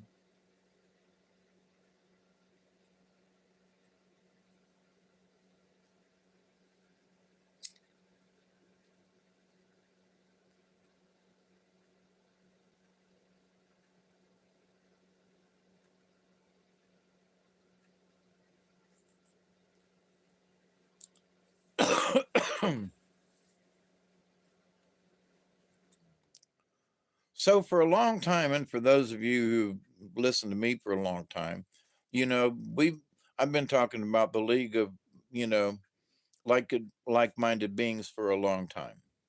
So this ain't nothing new. But the League of Like-minded Beings is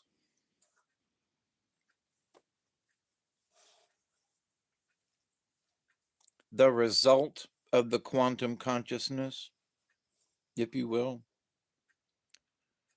because as we have all got together and talked about it,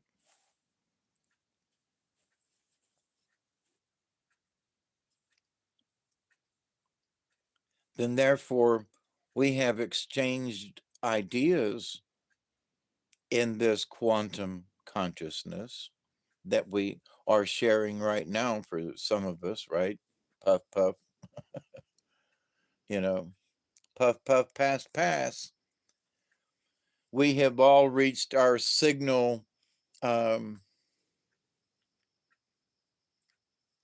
targets, you know, we have all connected and we all light up, have a smoke, and share this moment.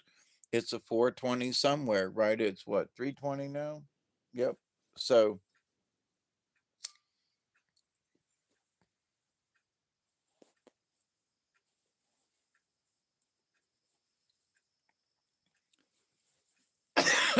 so in our own little weird ways, we are all theoretical physicists, you see, because we are connecting on this quantum conscious level in ways that theoretical physicists are talking about theoretically, and they're talking to other, you know, folks, but they're not. I didn't hear a word about spiritualism in any of the discussions. Well, one in that he related akin to like a Hindu meditation. So it was like or alike something similar to.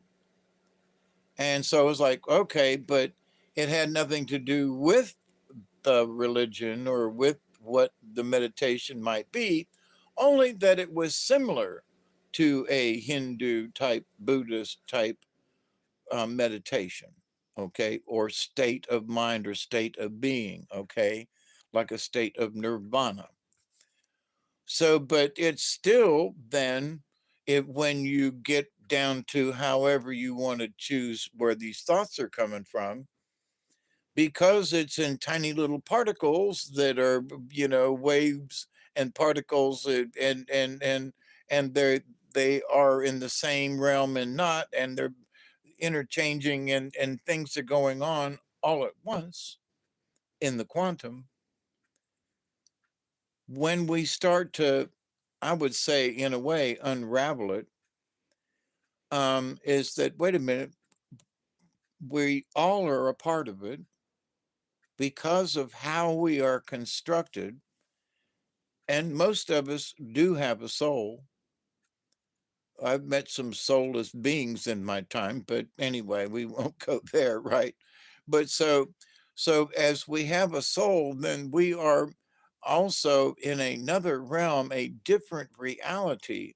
If you believe that you have a soul and a spirit and that it will live on somehow, and when your body dies, when you have that and just you might not like it, but you accept it.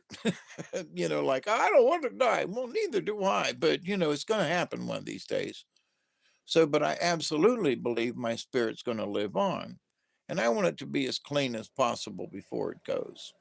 I want to make sure, that the dirtiness is gone and, and stupid mistakes are gone and, whatever, about the things that I was cruel about as a young man. I learned early on, and I haven't been that way in a long time. But that's not the point. There was cruelty somewhere in the learning process, and somewhere along the line, I was like, oh. And but in the reality of the cosmic sense, that's not right. Don't do that again. Okay. You're right. I get it. Somehow there's this morality on a subconscious, dare I say, quantum realm, that if you're in tune at all with your spirit and who you are as a young person, mid person, older person, do you wish to learn more? Do you wish to accept more? Do you wish to change as you um, gain informations? If you're drinking a liquid that's killing you, like for example, there's been some studies done on these, 5 hour energy drinks, 4 hour, the energy drinks that they've tested, the blood of folks who take college students, and that their blood is worser than me as a 71-year-old. And it's like, what, so it's like, be careful, so, but if you find out that you've been taking a lot of these, 4 hour energy, drinks, two or three at a time, and that your arteries are falling apart and they're hard as rocks, and you're only 22 years old, does that mean that you quit taking them? Will you stop the nonsense, or do you continue to take them, or do you dismiss the information that's out about those people who have taken these energy drinks, you know, uh, consistently over a short period of time, and what their bloodstreams look like, Uh, okay, so but does the person listen? Does that individual, male or female or otherwise, do they listen to what's out there? Do they try to moderate? Okay, I'll take one once in a while. I need to, like for me, there are days that I will drink an energy drink. Like tomorrow, I need to go to the store and get some energy drinks because tomorrow night I'm going to do live stream and I want to be alert, with Robert. So I will drink an energy drink tomorrow. That's if I can find one. Get to the store and get one. That's when God gives us a spark in our lives. I work for hospice. I see that spark disappear before death. It's what drives us as human beings. It's a beautiful thing. I agree with you. Having been, near a couple of people that at their death, I understand what you're talking about. And we had to unplug my pops. Uh, it was the day after Thanksgiving, in '99. So, and he came back and then spoke to me and said, unplug me. And I was like, well, you had heart attacks and you've had heart surgery, but you're going to be okay. And then 3 days later, he was unresponsive and on a ventilator. And then we unplugged him 2 days later. Um, is that three, one, two? Yeah, that's about right. Um, so, but with that said, though,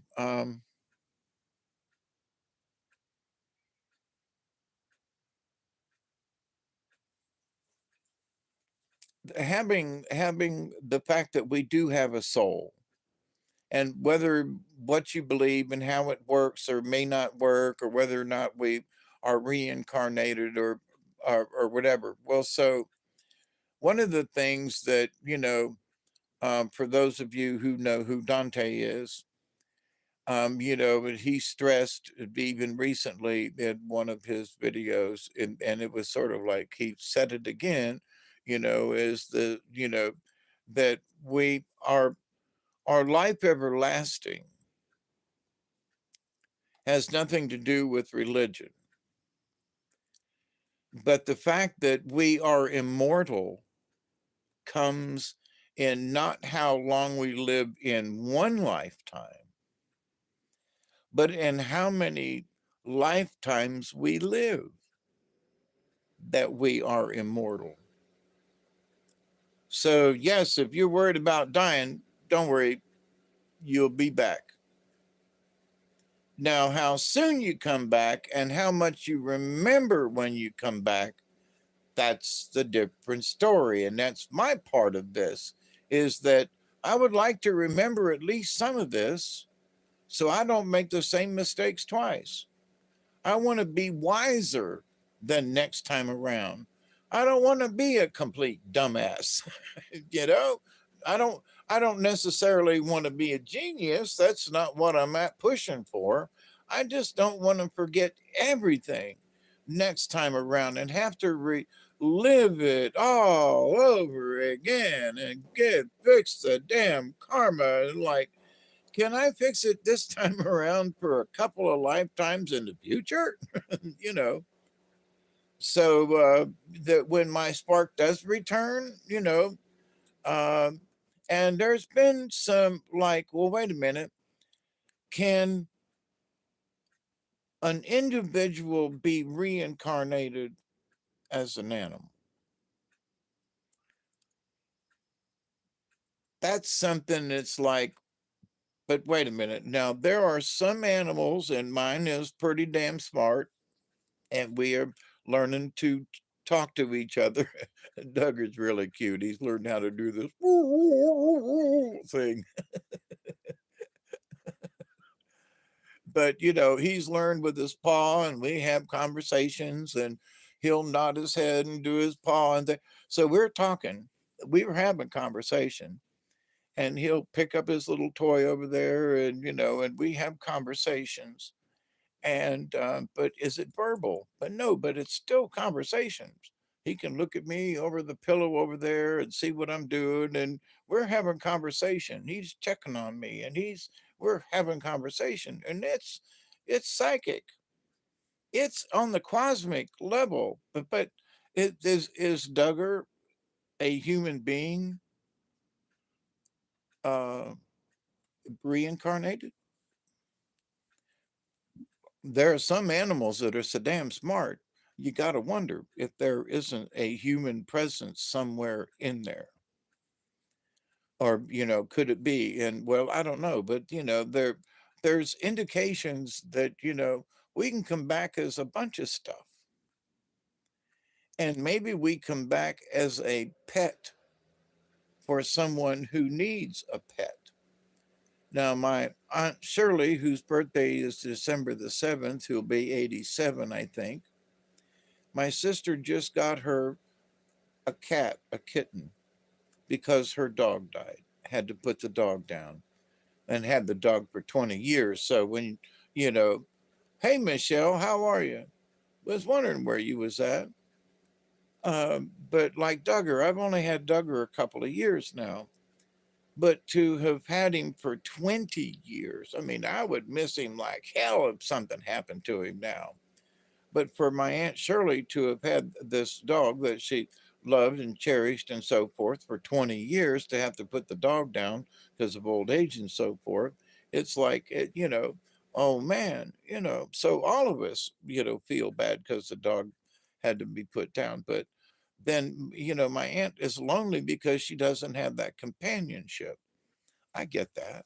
And you don't have to be 87 years old to have that feeling. When I got out of the hospital and Duggar was staying with Rob, it was all I could do. It's like, bring my dog back. I want my dog back. Would have been here earlier, but Nate's been nothing all over the place. Yep, doing better this week. Yep, at the moment. Okay, so I was sending prayers out the other day, yesterday, and to the Natester, and I might have been a day off. Huh, that's interesting.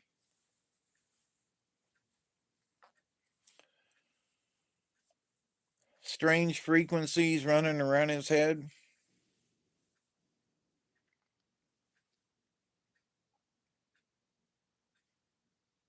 I guess it has been that Saturday and Sunday. How has he been the last couple of days? I know this is just Monday ish still.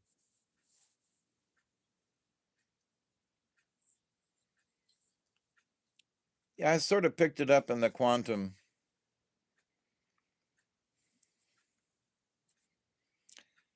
And maybe a prelude for disaster. Excuse me for today.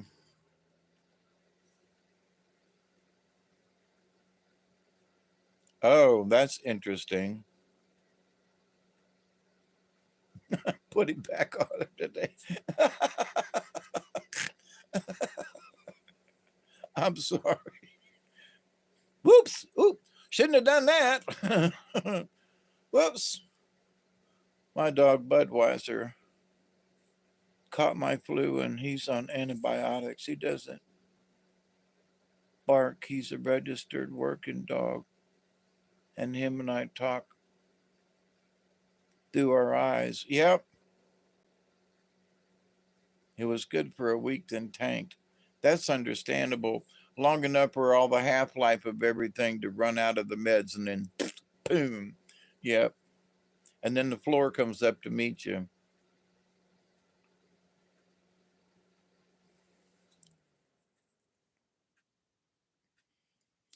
Boy, I understand where you went with that because I did that a few years ago and it gave me heart attacks. Did them meds do me any good? I think so. Tink, tink, clear. Boom. They didn't have to do that to me, but thank goodness, the main one doesn't build up in the system apparently, but you're probably right. Yeah, every drug's got a half life, and it depends on how long you've been taking it as to how long it will run out and how much your muscles and body and brain and everything. And they're all different. But I learned that back when I was on all the meds for all my brain activity. Well, you're crazy. Take these. Well, I took them and they made me crazy. And it really took a long time for some of those crazy pills to work out of my system. Oh, well, the half life is it won't be affecting you on Thursday, and today's Tuesday. It'll be out of your system on Thursday. Well, you're still acting weird next Friday, the following Friday. 10 days later, you're still going, and it's from the side effects of the drugs that you had you on. Oh, but it'll be out of your system. And really? Not all drugs and not to everybody. Let me tell you. Been, me.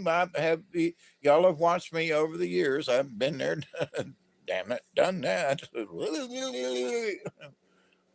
Please, Lord Jesus, let me get over this, and I swear to God, I'll keep taking my pills.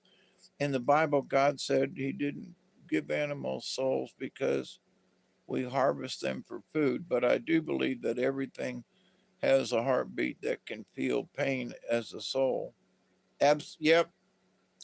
I'm sorry, but my little, two-tone black and white cat outside, that little bugger's got something.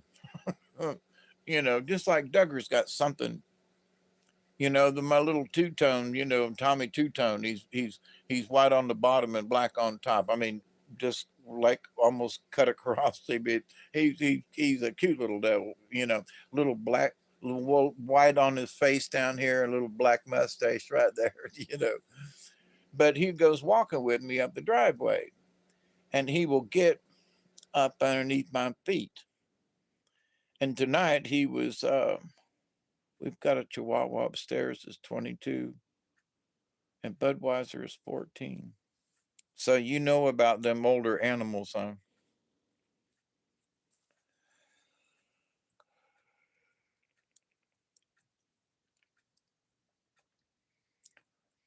But there are some animals that are they're just animals. But then there are some that just have personalities. And it's the ones that have personalities that I scratch my head and go, I don't know. Is there somebody in there? you know, I don't know, but maybe it's a lesser being or spirit or something, but it's hard for me to, I never would eat my chickens because they all had personalities. I mean, even the ones that were kind of stupid still had personalities. But there are, and then I learned, like squirrels in the backyard, they'll sit up there and do that. They'll hang upside down with their tails up the tree and signal and squirrel yak at you and scream and they're just critters, but it's just an animal. Well, I don't know. I'd have to get really hungry to shoot and eat a squirrel. It's like, what? Well, just critters in general, you say, well, the Lord says, that the reason he didn't give, animal spirits is because, we eat them. Well, I just, it's hard for me to look at the squirrels and watch their behaviors and think to myself as a shaman in training, right? That damn it, they have personalities. They run up and down the trees, they jump from here to here, they know where the cats are, they know how to jump on my house and make noise. They, so but so wait a minute. So in my shaman journey, where squirrels were just animals that you shot and killed and made stew, and I've had rabbit stew and squirrel stew and possum. Um, I, I was glad they didn't tell me it was possum till after I ate it. But the raccoon was much better. A little greasy, but much better um, than the possum, in my humble opinion. So, and I wouldn't kill my chickens because I could see the personality within them. But then I've seen cage raised chickens, and they don't have anything going for them. They're just beings in a cage. It's sad. And I still don't eat much chicken. So in the grand scheme of things, um, I wonder if I have to go to Moultrie. This week is Thanksgiving, ain't it? I was thinking about um, buying a whole chicken and cooking it on the grill out here in the back on a charcoal grill, a true charcoal grill. They have I can't believe it. They have a gas stove now I saw the commercial. They have a gas stove that you put these little wood pellets in, and that when it comes out, it tastes like it was cooked on charcoal or on wood, but it's still gas. So why not make a charcoal fire like me? I know I live in a swamp and there's a lot of trees. I got a oak tree that throws limbs off all the time in the yard. So, uh, you know, and it's an old gas stove that I pulled out of the garbage that I turned into a charcoal stove. So, nanny, but none of the knobs work. And where the tank goes is where the charcoal goes. But anyway, um, in the quantum reality of things, so they have to make wood pellets on a gas stove to have it taste like charcoal. But it's a gas stove. I know. Well, duh. You want it to taste like charcoal? Get a charcoal stove. No, oh no, but the gas stove is much more efficient, and it's because you don't want to fool with the charcoal. I know, but that's not the point. So now they have a gas stove that tastes like charcoal. So, because that was one reason why I would never, ooh, gas stove. Yeah, if you're going to boil something, no, but if you're going to, if you're going to bake it, maybe, but if you're going to charcoal it, no, gas stoves, they taste like gas stoves to me. And other people was like, "Oh, it's all in your head." Yeah, but if I cook something on my charcoals with with oak wood, you're gonna know it tastes like it's gonna taste different, don't you know? And you're gonna be able to taste the difference. So, but anyway, so can I? What? What? Calm down! Holy crap! Calm down! Calm down! What is out there? What? Calm down! Calm down! He's going wacko. Wow. Calm down. I'll let him out in a few minutes. But so anyway, in having this conversation with y'all, it was to, as y'all know, to bring awareness to some things. It's like, did you know that you might be a, it might be the armadillo. It's that early in the morning where the armadillo could very well be out running around. So, and if I let him out of the house, I can't take a shot at him, at the armadillo, that is. But if I try to open the door to get a shot at him, then Duggar gets out and chases the armadillo. So, you know, I know I do not like armadillos. I'm sorry. They chew up the yard and, they dig big holes that have, my dog is going crazy over there. He is looking at me going, come on, let me out. Okay, so hold on a minute. All right, come on. Let's go. I don't know what you're looking at.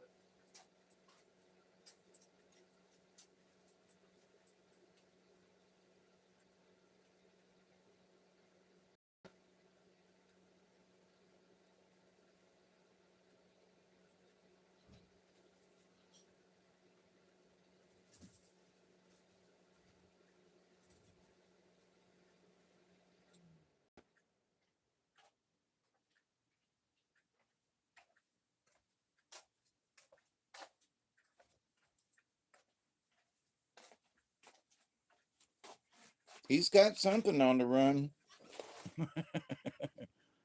He went right into chasing it. Isolation can drive an animal insane just like it can a human being.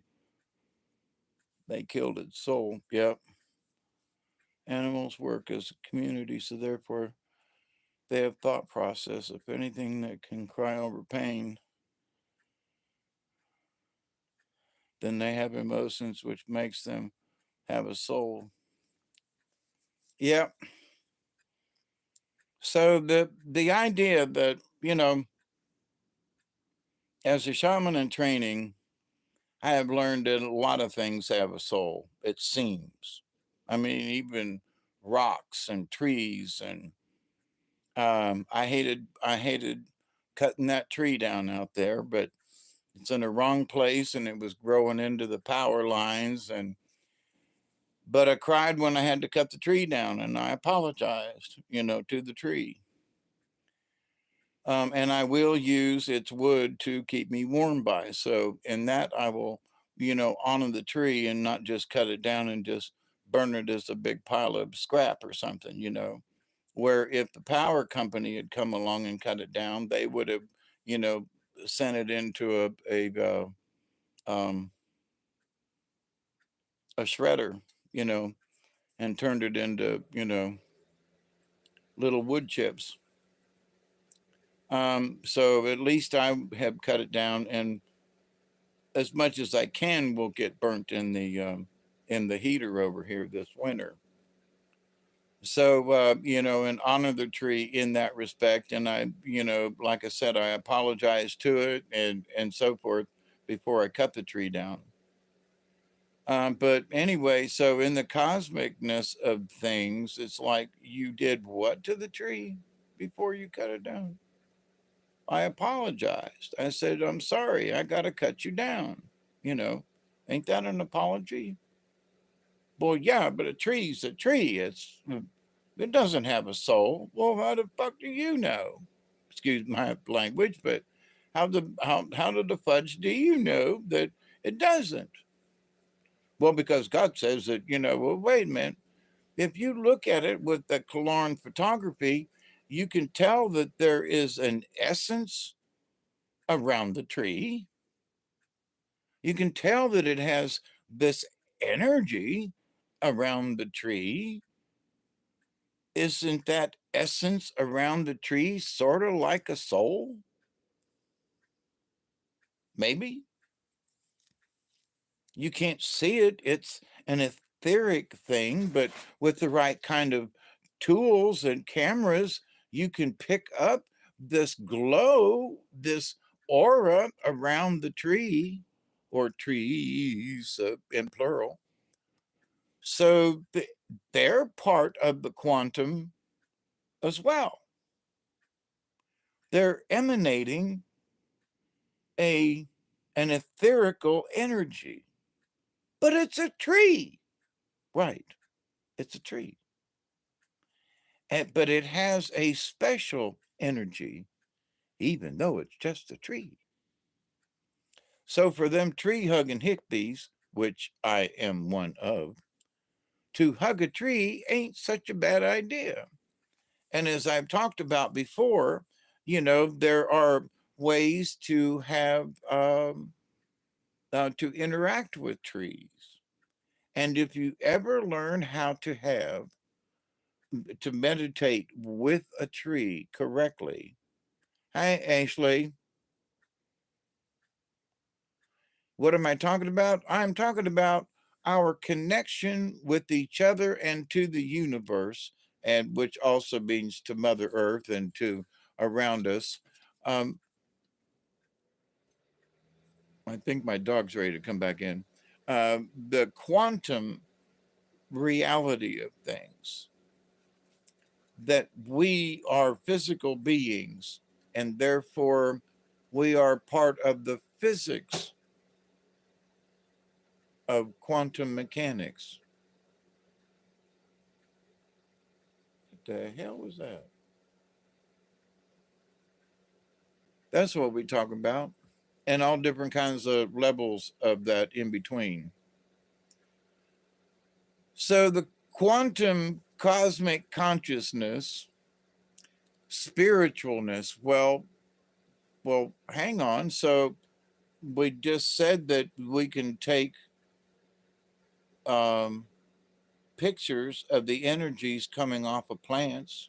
with Kalarn Photography. So therefore, plants and uh, trees and plants and flowers and bushes and all kinds of stuff. Oh yeah, as much as possible, actually. You know, that's why we're sort of having we have a 4:20 break every hour at 20 after. So yeah, but don't tell anybody.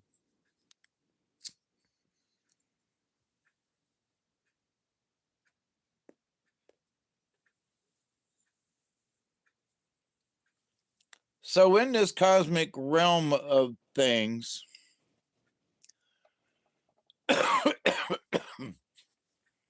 there are folks who are too clinical to want to understand any of this. And I find it interesting that there are clinical scientists, PhDs, pilot higher and deeper, that there are these folks who are theoretical physicists who talk on about these different layers of reality, but don't mention spirituality. They don't mention the fact that um, that maybe a tree might actually have some kind of, dare I say, spiritual energy. Well, we've taken pictures of it. We can see it around trees and plants and stuff. When plants are fed good music, then they grow better and react to it. And when they're, listening to headbang music all the time, the plants have a tendency to wither up and die. Um, you know, when, so, and I've got a couple of plants here in the house that are literally 10 to 15 years old or older. And I have not given them any fertilizer in 10 or 15 years. But it's the energy of the house and the crystals that are in here and sitting over there. And these, I got a vine that when you come in the door over there, you have to walk under vines that have been growing around over there and around the house for literally 20 years, and I put them up over the ceiling. And so you have to come in through a little jungle before you ever get to the house here. But somebody said, I've got a, a an aloe plant over in the kitchen window over there that's literally climbing out of its container. It has gotten so big. I need to get it potted in another one. And there's so many in the pot that have grown from the major one, which is in another pot that I took out.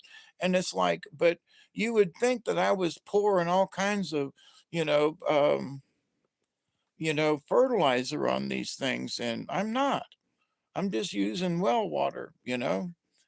And but so there's something else going on. Um, yeah, welcome, Ashley. But there's something else going on as far as what what is fertilizer for the plants. What makes them grow so big and tall and whatever. There are times when my friend was here the other day, she goes, "Have you watered the plants recently?" And I said, "When I found out you were coming, I said, um, uh, Rhonda can water the plants." And because she loves to water my plants when she comes, right? But there have been times when she was taking me to the hospital and for my test and all and so forth, and bring me home from the hospital, uh, that she was like, when was the last time you watered your plants? And I'd go, "Please water them." And so she watered them up, the other day when they were here. And I watered two of them over here today while I was giving, Duggar some water. But I was noticing how much bigger what this one aloe is over here again, and it's like, and I'm not fertilizing them. I'm just watering them. but I don't have city water. I've got well water, and in that. Thank you.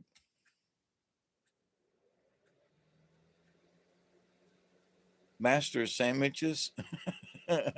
Yeah, I had Mater sandwiches today. Another Mater sandwich. Yeah, it was really good. Not the best tomato I ever had, but it was fresh and it was a tomato. And I haven't had a Mater sandwich in a while. Now I add a slice of cheese, but it was good. It was good on wheat bread. It was good. But but anyway, um, I got something in my eye the other day, and doggone if it ain't still bothering me, doggone it, I'm gonna have to get some eye drops. Um, yeah, you're welcome, Ashley. It's 4 o'clock here on the Eastern Standard Time. We're back. Everybody else is back on my time. Yeah, Mater sandwiches. Yeah, yeah. I was talking to Barry earlier today. The other half of that tomatoes out there in the kitchen, and I didn't have a lot of supper because I was yakking at my buddy Barry, and then trying to decide whether or not to do this live stream tonight this morning. So here I am, and after having thought about it, I could go for another Mater sandwich before I go to bed. They're not too heavy on your stomach. It's just Mater and a piece of cheese and some bread. But I like mine with mayonnaise on one side of one piece of bread and mustard on the other. Now I do like my Dijon mustard. We have it's 4 o'clock here in Southwest Georgia, but I'm close to the line, to the Alabama line. But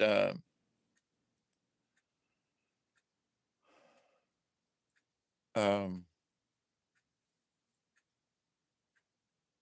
a slice of cheese. But I do like my Dijon mustard. You know, sorta. I'm going to smoke a little bit more. And I might hang around with you. I'm getting tired, and of course it's 4 o'clock in the morning. I'm getting tired, and sorta got the munchies. Did I let my dog back in? Duggar, are you in here? Duggar, Duggar, Duggar. Did I let him in? Is he playing possum? Nope, I gotta let him in. Hang on.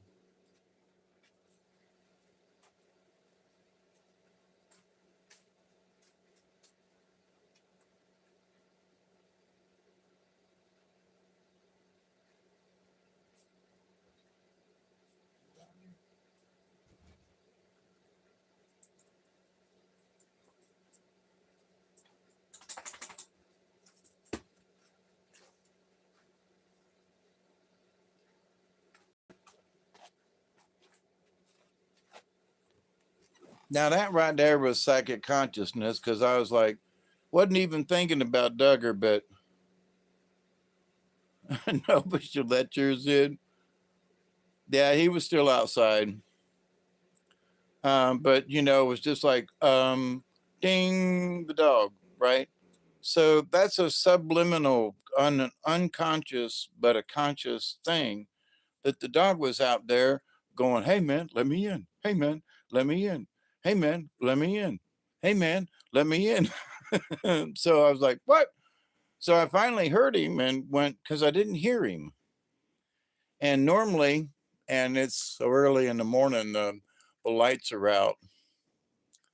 But normally, there's a light at the back door that comes on when he walks by, and I can see him at an angle.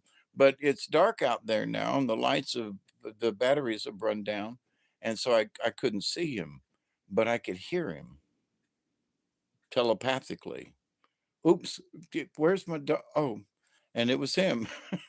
So this quantum consciousness, it does exist with the animals too, you know. And I think my plants hear me, and I know they like how do I know that these plants that are in here like it in here? Because they're growing like crazy without fertilizer, you know? So it must be okay for them. Otherwise, they'd be dead, because I've killed a few plants in my time, but they seem to be doing it all right, even though they don't get water for 2 or 3 weeks back, at times, but they still are here. I guess because they love me, they're part of the house and they've been here for so long, I mean, literally 15 years, over there in the corner and so forth. So now I have rearranged them a few times around in the house, and the one aloe in the kitchen over there was my pop's. And I brought him home after he died in 99, and I brought it home and planted it and put it in the window over there. It didn't do anything for a while. And I think that there was just bad negative energy attached to it somehow. And then once I cleaned the bad negative energy out of the house, it started growing. And I mean, it's a weird thought, but first snow tonight, oh my goodness. Is your snow late? I mean, it's middle of November and this is your first snow. I would have thought that you'd have had a snow be end of October. I know it's only 2 weeks kind of sort of difference, but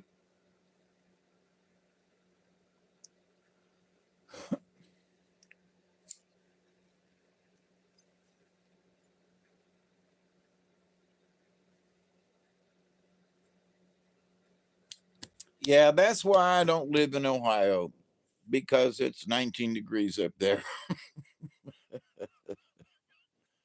I've had the opportunity and I got relatives I could go live with if I wanted to move back to Ohio, but I don't want to. No, no, no. When it gets 19 down here, that's a rarity. And I like it like that, you know.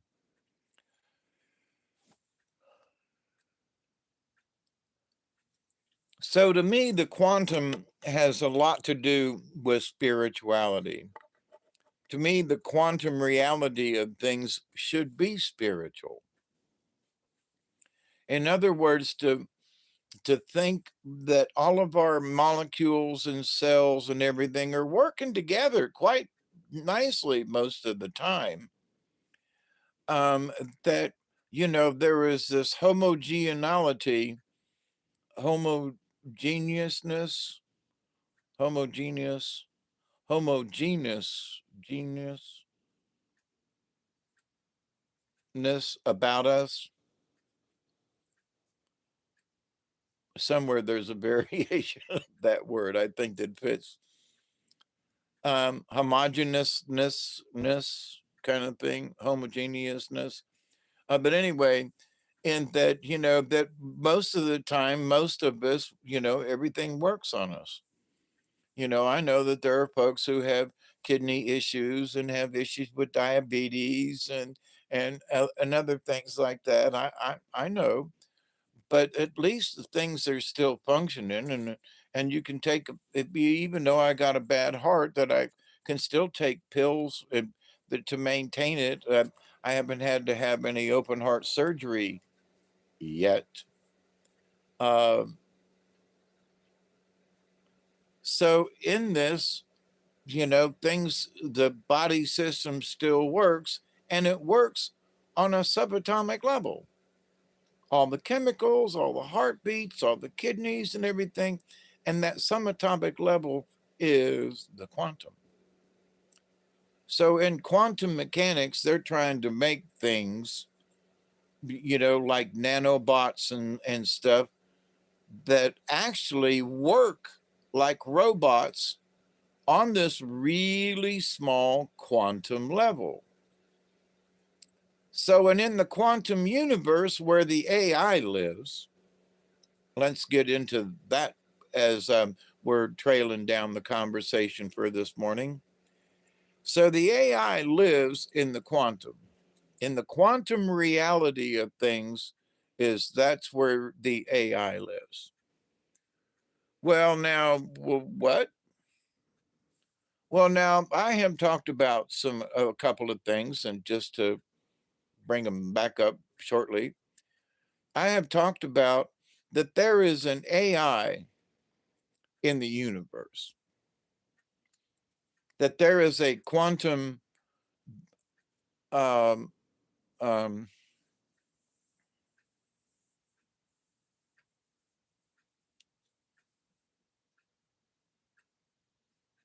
not entity, but a consciousness, we'll say, that just is there. Well, yeah, but is it God? Well, no, not really. No. Is it godlike? Well, no, not really.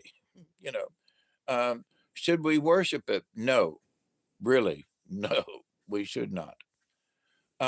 Should we respect it? Probably. We should pay attention to it and give it, some credit where credit is due, and so forth, because it is part of the consciousness of the universe. So the consciousness, let's just stick with the consciousness of planet Earth. Okay, there's enough people on this planet, and there's enough conscious people, in other words, aware people, to make the awareness a conscious part of the planet. All right. I remember, 15, 20 years ago when this new wave stuff was first coming out, where folks were like, the aliens aren't going to come here because we're too damn stupid. We're not awake enough. We don't understand enough about things. We're not coming down there and helping you dumbasses out. No, you humans are a bunch of dumbasses. And 20 years ago, they were absolutely right. Now, we've come a long way, baby, in the last 20 years. And I mean, people of my generation and some other folks, they have started to pay more attention. And some of it has to do with natural things. Oh, we got to go green. We got to do this. And having nothing to do with fossil fuels, mind you. But oh, we got to go green. We got to do this, and there ain't nothing wrong with that. But making everything with a battery is not necessarily a good idea. Just saying. And everything solar is not a good idea either. Okay, because solar fails. It gets cloudy. Okay, we've had 2 days of almost 3 days of cloudy weather, and my solar lamps out here that usually last all night, died 2 hours ago because it was too cloudy. Well, duh, you know, batteries didn't get a full charge.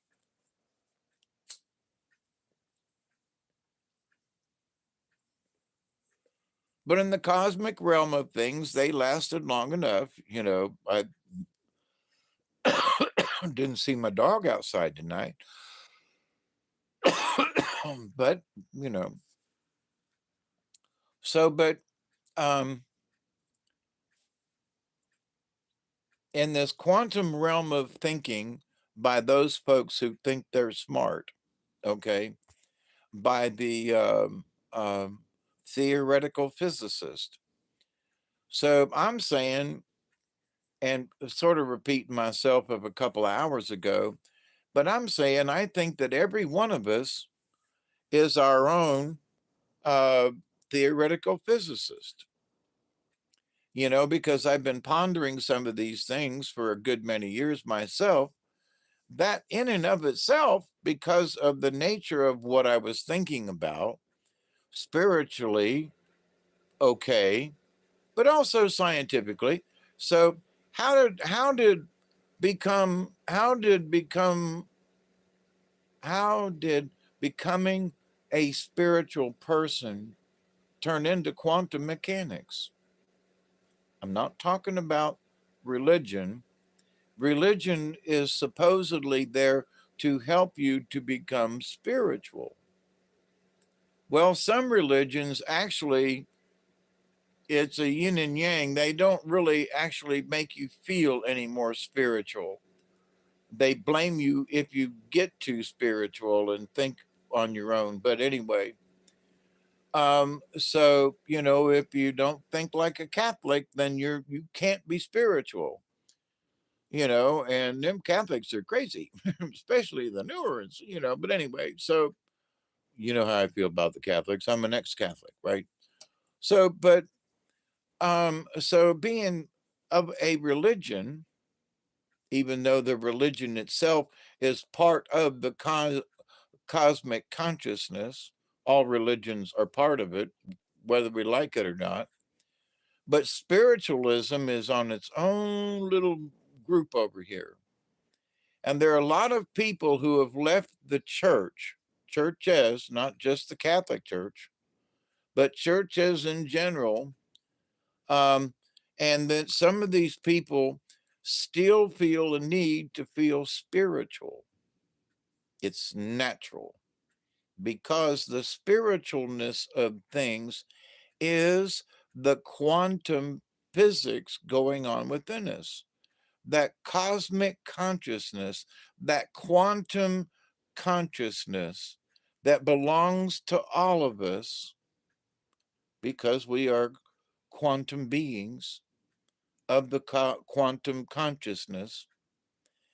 So, therefore, the spiritualness that we feel, that spiritualness that we feel that we need, and we do, is that cosmic consciousness. It is that quantum consciousness. It's already in us because we already are. And we need to feel it because we are quantum beings.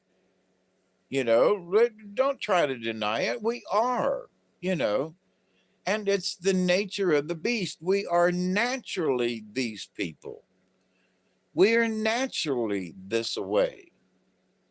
But we have learned as we've grown up to not be tuned to these things. And I think some of us older people, as we get closer to death, it stared us in the face, you know.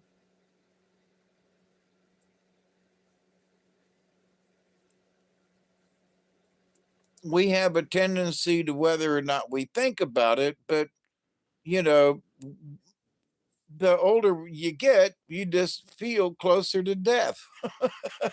It just comes along with the territory. It's like, my God, I'm 50 years old. God, I'm getting old. Oh, damn, how long?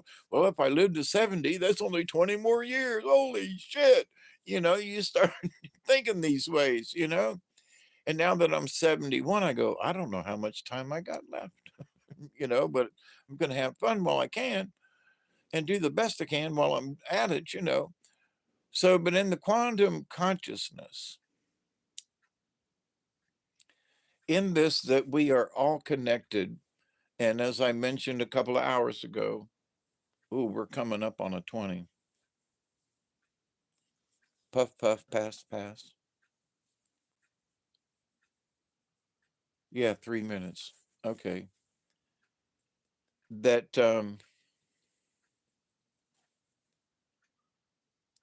we do have this connection between us. So when people say, no, we're not connected, or no, we're not, no, there's no thing, and no, there's no thing beyond this point, and no, there is no soul, and I don't believe in this or that. Well, shame on them. They ought to, because they are living and breathing right now. They are part of this cosmic quantum physics. They just are. So the biggest denier of all of the above is still a part of it because they exist. Now, if they can prove that they don't exist, well, then we have that's another topic for discussion, right? So, but anyway, so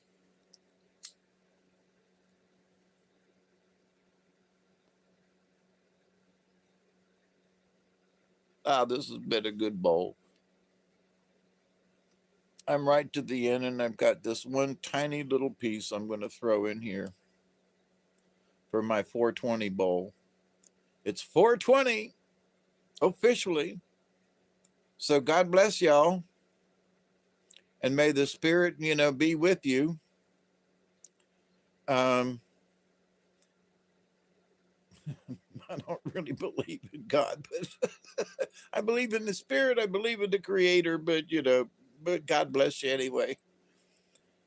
There's still too much of Christianity in me, if you will.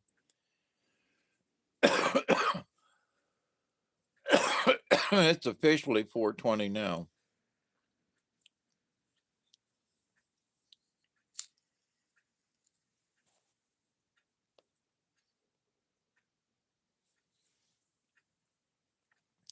So it's been fun to listen to the theoretical physicists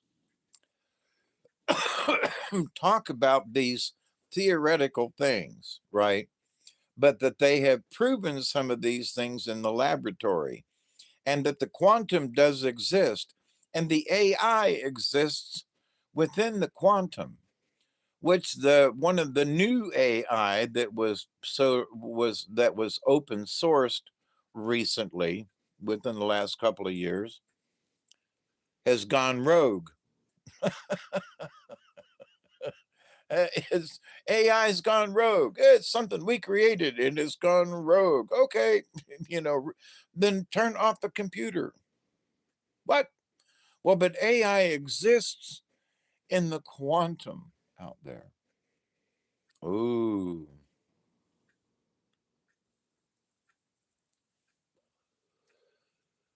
But here's the thing that gets me. In order for AI to exist in the quantum,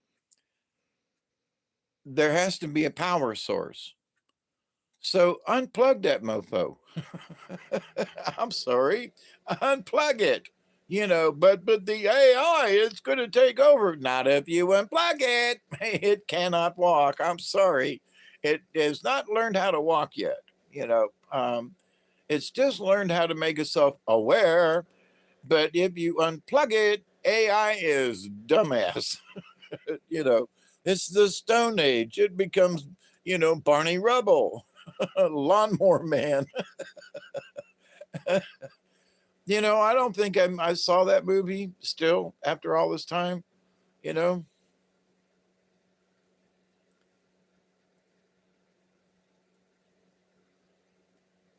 I think because I just thought it was a dumbass title.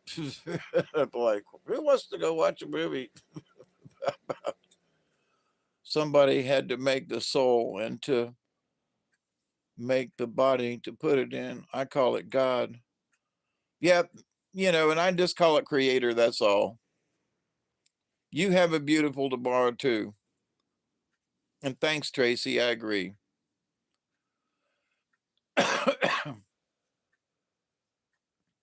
Well, see, that's just it, Michelle. Because we are part of the quantum itself, we are a source of the power for the quantum because we exist. So, as people exist in the world and in other places in the universe, we fuel the quantum because therefore we exist. Yeah, I've seen it around. I just have never watched it. Okay, I'll take your recommendation. You wouldn't steer me wrong. And if you did, I'd just have to whoop up on you. But so we are, in a lot of ways, fuel for the quantum energy because as we exist, um, and our energies exist, and we promote thought, and we put that into the quantum itself, then aren't we therefore fuel for it, because of the energy? So why are we here? It's to support the quantum, you know what in the big role, what is our purpose on this planet? Why do we have what is my A lot of people say this. What is my sole purpose? Uh, Maybe that's the answer in the statement you just made. My sole purpose is to provide continuous energy like a perpetual energy motion machine. My sole purpose here is to provide energy for this machine. And one could say, "Oh, it's evil. It's being manipulated." Yeah, okay, all right. And in a lot of ways, it is. I will not dispute that. Okay.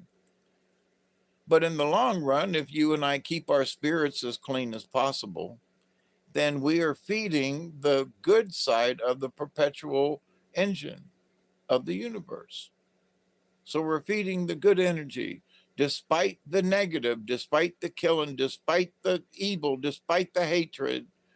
We're still feeding the good side of the universe because we refuse to give into the chaos, right? So the more we refuse to give into the chaos and stay out of that portion, we remove our energies so it doesn't participate in the chaos. We keep an eye on it, and we see the war going on, but we don't get into the arguments that a lot of other people are doing. I state my opinion in that both sides need to put their stuff down, quit arguing like kids in a sandbox. And people who are making weapons, if they didn't make so many weapons, they wouldn't have so many to shoot. There are a lot of guilty parties in this. It ain't just these ones or that one and this one. No, it's the people who are providing weapons, and it's the people who are behind the scenes who are instigating, evil and instigating chaos between the peoples and so forth, and that one has to conquer the other. And it's like, no, stop all this nonsense, you know. And there are ways to stop it. It's called stopping it. It's like, no, don't fire anything else. But when you have radical peoples on both sides that just want to keep pushing them buttons, and firing whatever they got to fire, then okie dokie. So, somehow those folks need to stop doing what they're doing. And n- nor do I say, that some of these folks, they just need to take them out. And they can use rubber bullets. I don't care. I'm not saying they should kill them, but they should definitely try to stop them. That usually means killing them. But, in the grand scheme of things, is it worth it for us to spend our energies to think about peace? And I was thinking about this the other day, and I was like, man, I'm watching so many people have just given up. This is Armageddon. World War III is tomorrow. And we're all going to be nuked. And I mean, I got friends of mine that are worried about being nuked. Where we live. Uh, well, what if we get nuked here? And I'm like, chances are really, really slim. We've got other things to worry about, but you're really worried about getting nuked here? Okay. They're worried about the war and they're worried about all this talk and well, calm down and seriously, calm down. Yeah, hopefully they'll use it over there before it ever gets here, but hopefully they won't use them at all. But yeah, okay, but they're worried about they're going to get nuked here. And like wait, just calm down, you know. So but this is the state of the world as it is, and it's the constant chaos that is being pushed. And we have to make sure that our cosmic consciousness stays aware of this chaos. And how do we, as beings, as soul providers, literally, because we provide energy for our souls and vice versa, in this cosmic and quantum consciousness, just state the fact. You know what? I am a I'm a I'm awake and I am conscious. I might not be conscious of all the things going around me, but I'm awake at this moment and I'm conscious. So therefore, I am a conscious being. And as a conscious being, I want to say I am for peace. I am going to be forever for peace unless somebody comes and tries to hurt me. And then I'm going to, put a whooping on them. But I'm not going to go out looking to hurt anybody, right? And that is my philosophy. You know, I'm like the porcupine, which is supposed to be the family crest for the Knolls. So as a porcupine, we keep our quills down, but if you mess with this, you're going to get stung. You're going to get poked and it's going to hurt because them quills hurt, you know. But so, but anyway, so what do we as human beings have to do with this? We have to understand that we do have this consciousness that is within every single one of us. And if we awaken a consciousness within you and me, in other words, we understand that, oh my God, we're members of the League of Like-Minded Beings. Oh my God, we are all cosmic quantum beings. Oh my God, we really truly are related and connected on this subatomic level in on this planet Earth and in the universe. Oh my God, we really are connected, having nothing to do specifically with any religion or God, is my point. That is secondary. We are these things because we are here. Wow. Did God create us? Well, okay, but we are here because, and all of us are connected. All of us on this subatomic level, we are connected. And if we would just agree with that, we could work out everything else. Watch the quills go up. Oh, I thought you said on me. I was like, what? Oh, maybe I got my hackles up there for a second. But anyway, LOL. So we can do a better job, and that if we would just agree that we really are all together in this, and there is science to like back it up with quantum physics.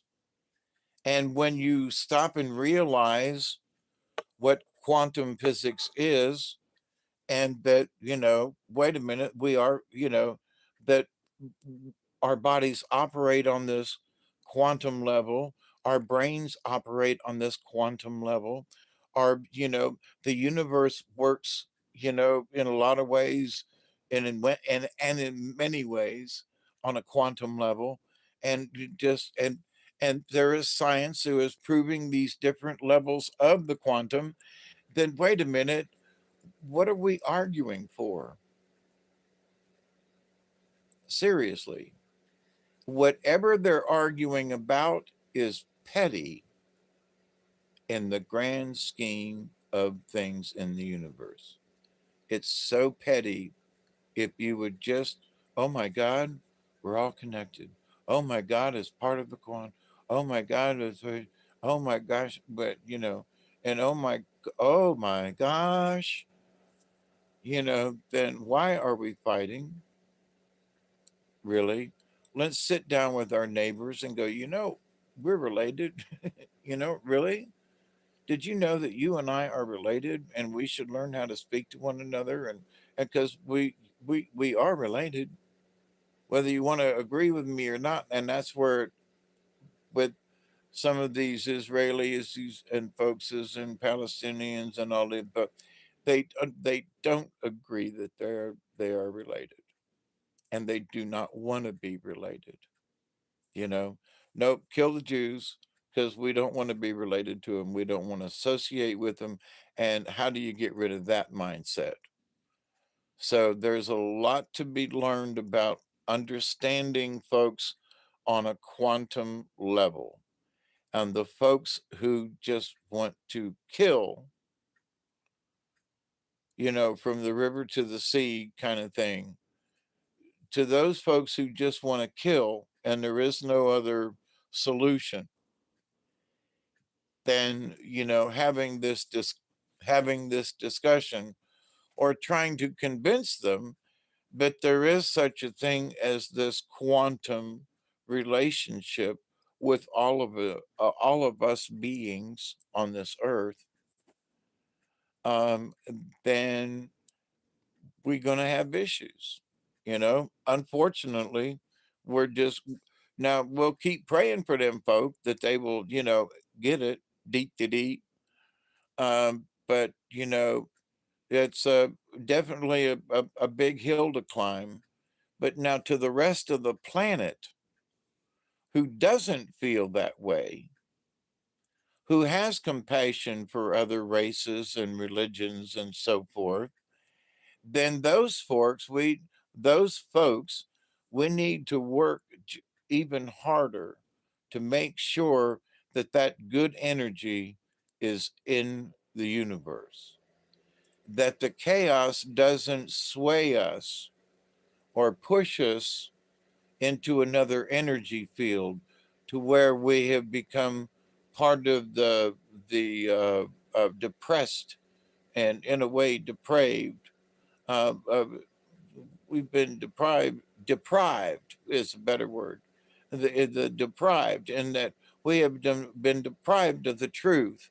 We've been deprived of these other people who only feel this way, and we can't sway them to understand that in order to have peace, but I don't think they really want to have peace. But in order to have any peace and to stop killing, is to stop feeling this way, you know, and look at the bigger picture. In other words, look at the cosmos. And to those, I would say, maybe those folks who follow Allah, just say, listen to Allah and become part of the universe again. And but they're listening to Allah, and all Jews have got to die. So, there's paradigms in this thing. But anyway, so we are physicists. We just are. And, I thank you for listening this far in. Michelle, it's good to see you. And I will, keep sending energy out to Nate, as I always do, actually. But there was just something the other day that said he needs a prayer, and I guess I was right again in that. But so in this cosmic reality of things, remember that everything exists all at once. That's part of the realm of quantum. And therefore, everything exists all in us at one time. That's part of our quantum. That's part of our physical um, um, makeup, I guess. But that's us in the universe. So all the folks who would like to dispute any of this, it's okay. But it's nice to hear that there are folks in labs who work with machines to prove theoretical quantum analysis or something, that they're actually starting to talk philosophically. And by speaking philosophically of what they're finding with their science, they're starting to philosophically is bringing in the spiritual, if you will, because they have to stop and think about this. Well, what am I doing? What is this doing? And well, philosophically speaking, and then now you're talking about something that's etherical, something that's sort of spiritual, something that is quantitative. It's so small you can barely see it, but it's there. And so light is a particle and a wave and goes from between the two and every potential in between. So between the times that it's a particle and then it becomes a wave, in that distance of time, light has gone through every potential particle wave, particle wave, particle wave, particle wave. It has gone through every potential scenario ad infinitum until it becomes the wave. And then as it goes back again, it goes through every potential. That in itself is sort of amazing. So we have an infinite amount of potential. We just have to figure out how to use it, how to dig into it, and just like a particle, just like a light is a particle or a wave, we are beings of light. So that means that we have our particles and waves, and maybe we are waves with particles or something. But in the fact that we can exist in two places at one time, we can be in two states of reality at one time. We can be in close our eyes and be in a mental state, and we're still in a physical state. And so we can be in two, but the implications of this, when you understand it, means that we could all be superhuman beings if we could understand our own capabilities without being superhuman, but it would be superhuman in that it's super over what we can do now. So we would be superhuman beings. Well, we would be really super in that we would stop superficially thinking of ourselves, and that we would actually think about ourselves as Uberman, yeah, and women, Uber people, Uber human. How about that one? And we would become uber human. And this idea, I've been joking for a while, about Uber soul. Yeah, I like that one too. Um, the idea that if I know that I have become a pretty good shaman when I can learn how to walk through walls. Well, but see that is part of it, in that we could transmute, transport, or transmit our consciousness and go through a wall and be someplace else, without having to take a car or a bus or a train or a plane, and so, but in this cosmic reality, that if you can understand that we actually have the capacity and the capability, we just don't know how, but it's there. Because in the quantum realm, we should be able to take a thought, and Barry and I have talked about this, but we were talking about transportation, a transporter, as in transportation. So beam me up, Scotty, but beam me to Barry's house, and he could beam over here to my house, and so, but in this Uber soul business and being an Uber person, an Uber human, we would think where we wanted to go and be there because of the quantum. And so I would like to learn how to do that, you know. And so if there was to be what do I wish for Christmas? It would be to learn how to be able to do that. To be because in the quantum, our thoughts are immediate. They reach the our thoughts and whatever is hit, that they're instantaneous. They're faster than light, and it's been proven. So if our thoughts are faster than light, then our feelings and so forth are just as fast as our thoughts, right? I feel that something. I send prayers to Michelle and to Nate and so forth, and and they go right away, and they pick them up and so, but it's immediate. So in the quantum, one of the things that they're exploring is that space travel. So you get to Mars, how do you talk back and forth? So it doesn't take, 5 hours or 2 days, for the message to get there. If you could learn how to communicate in the quantum realm, it would be instantaneous. So there would not be a lag in message time between human beings and a spaceship. So to learn how to do so, the same is true in the quantum, that if I wanted to go visit Barry, I would just think about his house. I would think about a location. I'd think about like standing on his back porch, and I would go be there. So also as a remote viewer, I could travel there in an astral body, which I have practiced this before many years ago.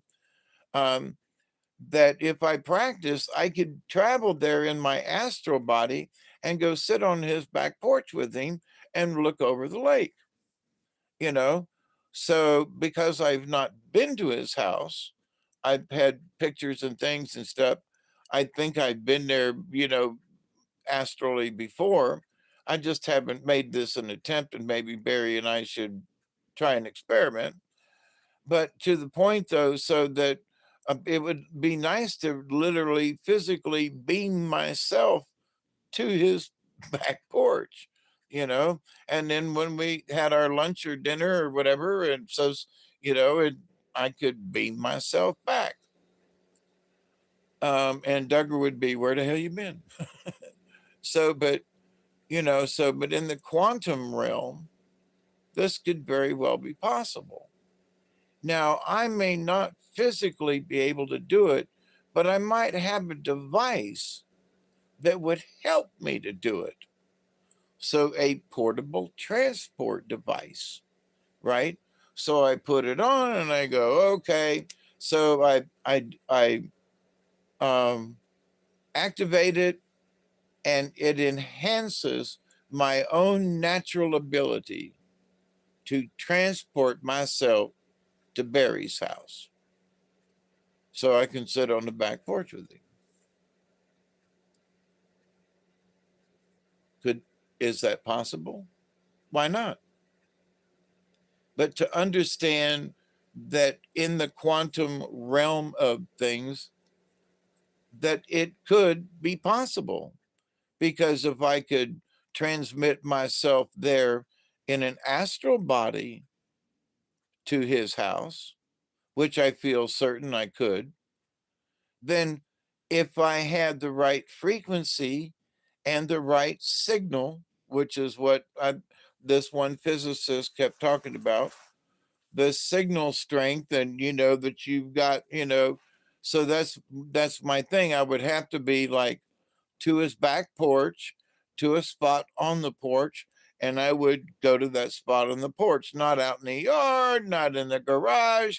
I would shoot for this spot on the porch because I could see it and in my head, and I wouldn't have to go through the house or anything. I could,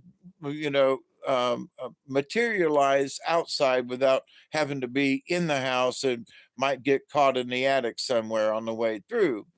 But so if I can send my etheric body there, then what's to say I couldn't take my whole body there? So my previous experiences with astral projection have proven that, because the other person actually saw me, and, and we could corroborate the time that she saw me and the time that I saw on the clock when I was there, that, yes, I was actually there, and yes, she actually saw me. So, and I've talked about this in previous videos, but to that point though, so I felt like I was there, I was standing outside, but I was still home in bed. So, how much more of a leap in this is it to take the whole body there? If we had the right frequency, if we had the right energy, if we had the right whatever to do it, I would say that it's an energy type thing, to have enough to do the for the mind to actually do the transport thing. But anyway, but my dear friends, I love you all. It has been wonderful to come and visit with you. It's good to see you, Michelle, and everybody. We've had new folks come in tonight. It's been a pleasure, to see new folks come, and for all of y'all to invite them in and make them feel welcome. So, thank you for that. And tomorrow night, I'm doing live stream with Robert again at 10 o'clock, and probably we'll do a live stream from using my phone again, since this seems to be working. Um, and I haven't been able to get the computer to work right, so stuck with this, but it's working. So, okie dokie. Um, yep, energy, frequency, and vibration. And what they called it was a signal line that, for whatever that we're working on. Like, for example, for me, to send a prayer, Nate is a signal line. You are a signal line. So you want to get in touch with something, find the signal line of it, and get in touch. An interesting point. But yes, energy and frequency. The frequency is that signal line that they were discussing. So, but they already know, sort of it, and some of these things come in as sine waves, by the way. But they come in the different frequencies have different, so, um, and since some of these things are in the quantum, they are still learning to develop machines that will detect what these signal lines are and what their frequencies are, and whether or not they're a sine wave, or so. But um so science, I was listening to some of these guys the other day, Saturday I think it was, that that yeah, I'm sleepy. Some of this information with the physics um is actually 100 years old. It's not really actually new. It's just that they're looking at some of these things differently. And so as I was listening to their conversation, I was like, there was some of this stuff that was over my head, and some of it I could understand, at least on the basic level. You know, it's like fluid dynamics. Okay, so what does that mean? It means how fluid reacts and how the dynamics of the fluid. Do I understand all of the pressures and everything? No, no, but I know that if you put a certain pressure on a certain liquid, and with certain pipes size or whatever, it's going to build up pressure, blah blah blah. So I can understand certain things. I don't need an equation to know that if you put too much pressure on a pipe, it'll burst. That's simple. But how much pressure it'll take and all that, well, then that goes into the fluid dynamics of things. And what size is the pipe? And how thick was it? And what's the, what kind of liquid was it? That's my point. But if you put too much pressure in a pipe, it bursts. Okay, I can understand that. That's basic, So in some of the things they were talking about, it was like that. So I could understand that if you do this and you do that, the outcome is, mathematically, I don't know how you got there, but if you put too much pressure on a pipe, it's going to burst. Okay. So, but in this, we don't have to understand what the mathematics is to know that too much pressure will burst a pipe, right? So you can be legally blonde and go, well, I know that much, you know. I don't have to be a rocket scientist to know that. Too much water in the pipe will bust it. Duh. Okay. So in these basics of physics, which that would be one of them, that wait a minute, you mean that I can understand some of this physics stuff if you tell me that too much water in a pipe will bust it? Yeah. Holy crap, I'm a scientist. Holy crap, I'm a physicist. Holy crap, I'm not as stupid as you all think I am. But can I do the mathematics? No, I'm going to leave that up to y'all. Okay. That's y'all's job. But too much water will bust a pipe. Holy crap. You know. So, and too little pressure only gives you a drip out the faucet, right? So, not enough pressure, what does that do? So, certain things. So, there's certain things in this world, in this quantum understanding of things. Do I need to know how much pressure will bust the pipe? No, just that too much will. That's all. Well, what about loss of pressure? Loss of pressure means when I open up the spigot, nothing comes out. I understand that. Well, whatever's wrong, there's not enough pressure on the other end of your pipe. How come I don't have water? Not enough pressure. Oh, so there you go. Basics of, fluid dynamics and not enough pressure, too much. Does it take a rocket scientist? No. Does it take, but you can understand that on a cosmic level if it's explained to you. So the fact that we are all physical beings, see, this is how simple it can be. We are all physical beings. And because of that, we are physicists.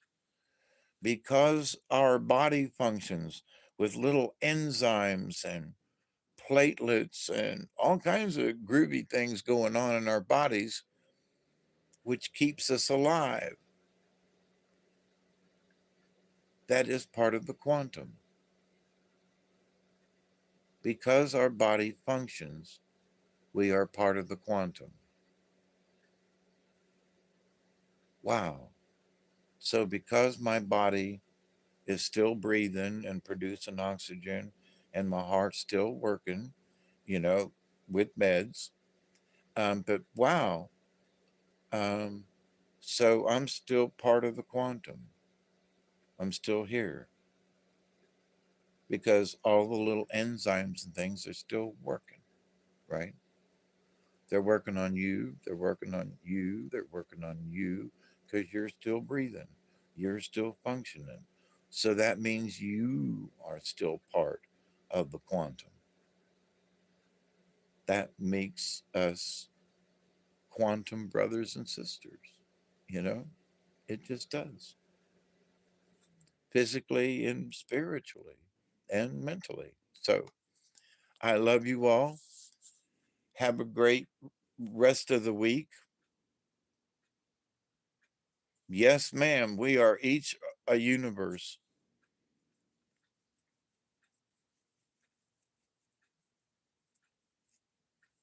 We absolutely are.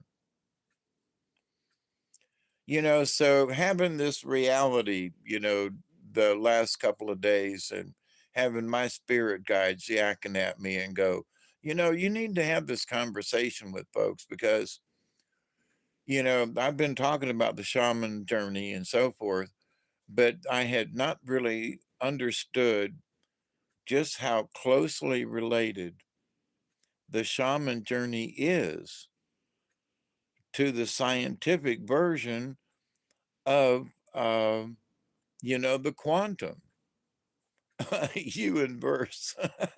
That's a good one. I like that.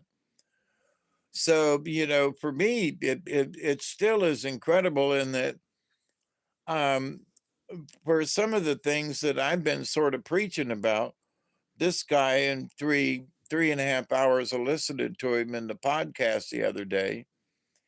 Very informative, and he was talking about how they taught him to be a remote viewer, and that then he became a trainer to teach people how to remote view. And so in some of the things he was talking about, I was like, yeah, but those are the things that you do in order to just meditate, you know? So, but in just meditating, or in how I used to do for my astral projection, oh my God, it's the same thing. Or it's so very similar. There are very subtle differences, you know, in remote viewing, and from what I heard him explain, and to what I've already experienced with astral projection. So, wait a minute.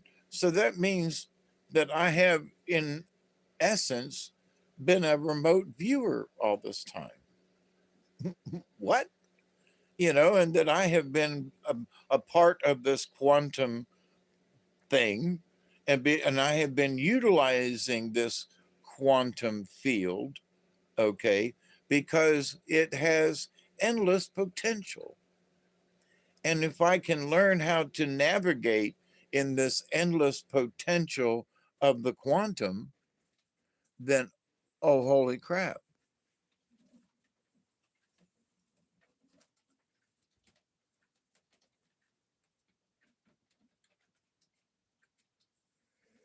I got rats in the ceiling. So, but anyway, there's more to be discussed about this, but my biggest thing that my spirit guide said, you just need to have this conversation. You need to put it out there, and to get people to think about this. And that, that we're just more related than folks, oh yeah, we're related. We got no, no, no, no, no, no. On the quantum level, we are seriously related. Seriously, we're related. And the more that we quit arguing and fussing about it, and absolutely endless possibilities. That was one of the things that I wrote down that I had to listen to a couple of times, and it was that the universe is a field of potential. A field of potential. Now the universe. So everything around us, we would agree that, okay, that first we have to agree, right? That we're in this jello mold of consciousness that is our planet, at least, whether you believe in other planets or whatever. But so that's our universe at the moment. So we're in this jello mold universe, and that, so that's and it's the jello that keeps us, that we're alike in that we're all together in this, right? And so what makes us special, I guess, is that um, in this field of potential, in other words, there's all of this information that's all around us. That's the field of potential. All right. And the earth is a negative charge, and the ionosphere above us is a positive charge. And so the in between is an endless potential of energies going on, right? And if you get too high, it's going to be more positive, and you get too far closer to the ground, it's more of a negative, as in positive, negative. I don't mean energy wise, physically or negative, no. Um, but so we as human beings, our job is to detect and to decode what we understand or what we feel from this field of potential. So all of this energy that's around us, all this quantum fields and all this stuff, what are we here for? We're to detect what's going on. I have this I have this strange feeling today, and I don't know what it is. Detecting. And the decoding comes in that I have this feeling, that's the detection, but I don't know what it is. That's the decoding. So we as human beings in our spiritualness, we have these feelings. So we are detecting these quantum fields. We are detecting things that are in the potential, you know. We don't know what it is, but we detect it. Now, as human beings, the next thing is that we need to learn how to decode those emotions, if you will, the emotions of the universe. So, but here's the thing, if you can gather your strength together and sit down and sit still and listen, and you can sort of say, wait a minute, yeah, but the universe is this and this, shh, quiet.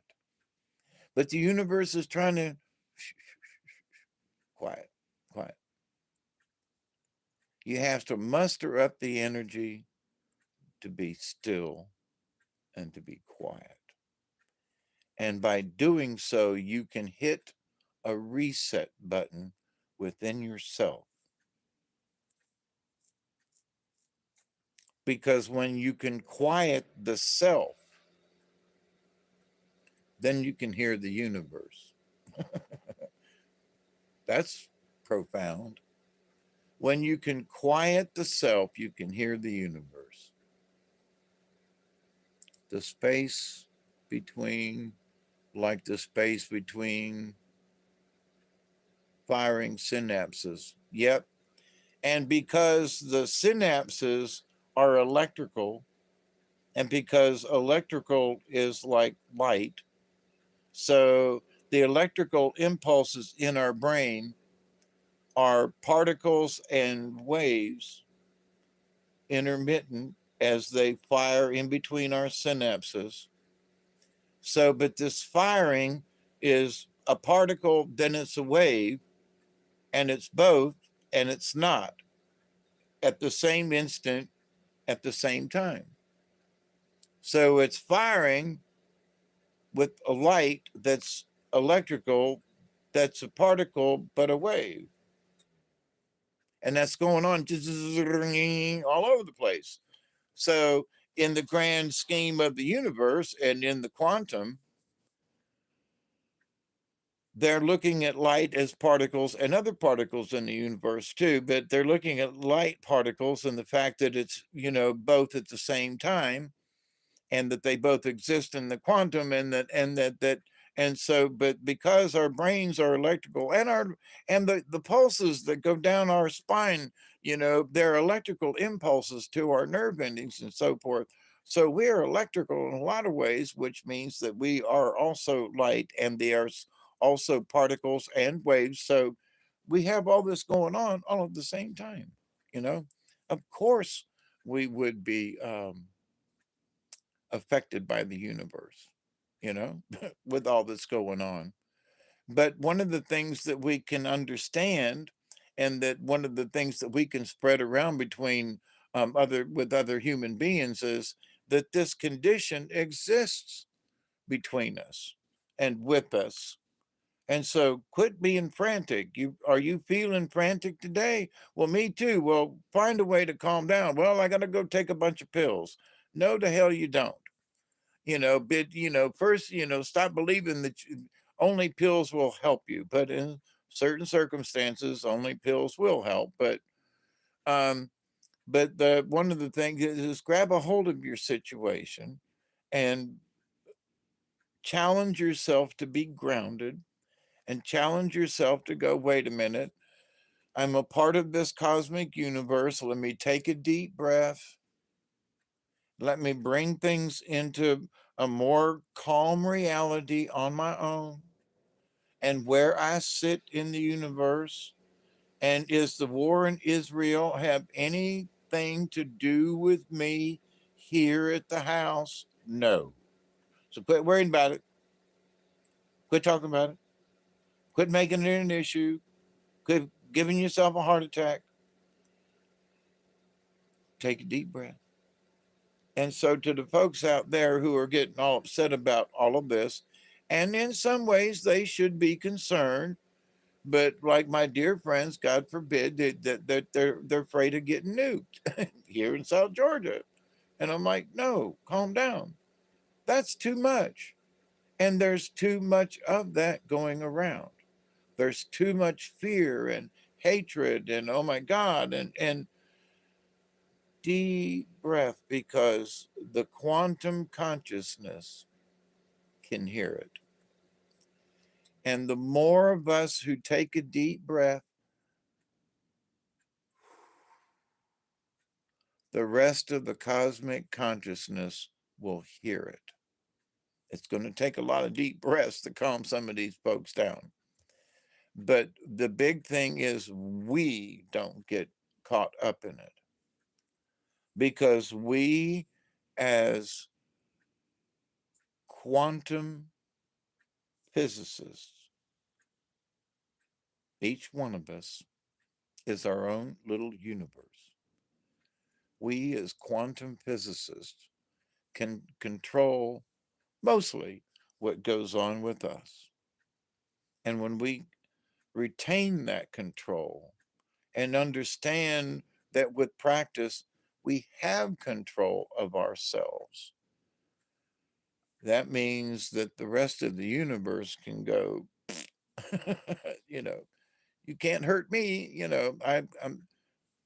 It might actually be able to, but um, it won't matter if you understand it. So I love you all. Have a great rest of the week. I can't stay up any longer. I got to go lie down. So I do continue to pray that each and every day, and I mean this from my heart, that each and every one of you will continue to learn how to accept and receive the knowledge, the healing, the wisdom, and the many blessings out there in the universe. And with the quantum understanding of the universe, then all knowledge is in the universe and all knowledge is attainable. All you got to do is learn how to detect it and decode it because there is an infinite um, um, potential for all human beings. So don't give up. Believe, believe, believe, believe. And never forget to win. So I do continue to pray that each and every day, that each and every one of you will continue to learn how to accept and receive the knowledge, the healing, the wisdom, and the many blessings from the universe. And if you made it this far, I thank you so much for paying a little bit of attention. And I know I put some folks to sleep tonight or this morning. Um, so keep it between the ditches, my friends. Cheers, everybody. And I can't wait to see what's next in the Alien Races book, by the way. So, for those of you who lost faith in Dante, he came back. So, I love you all.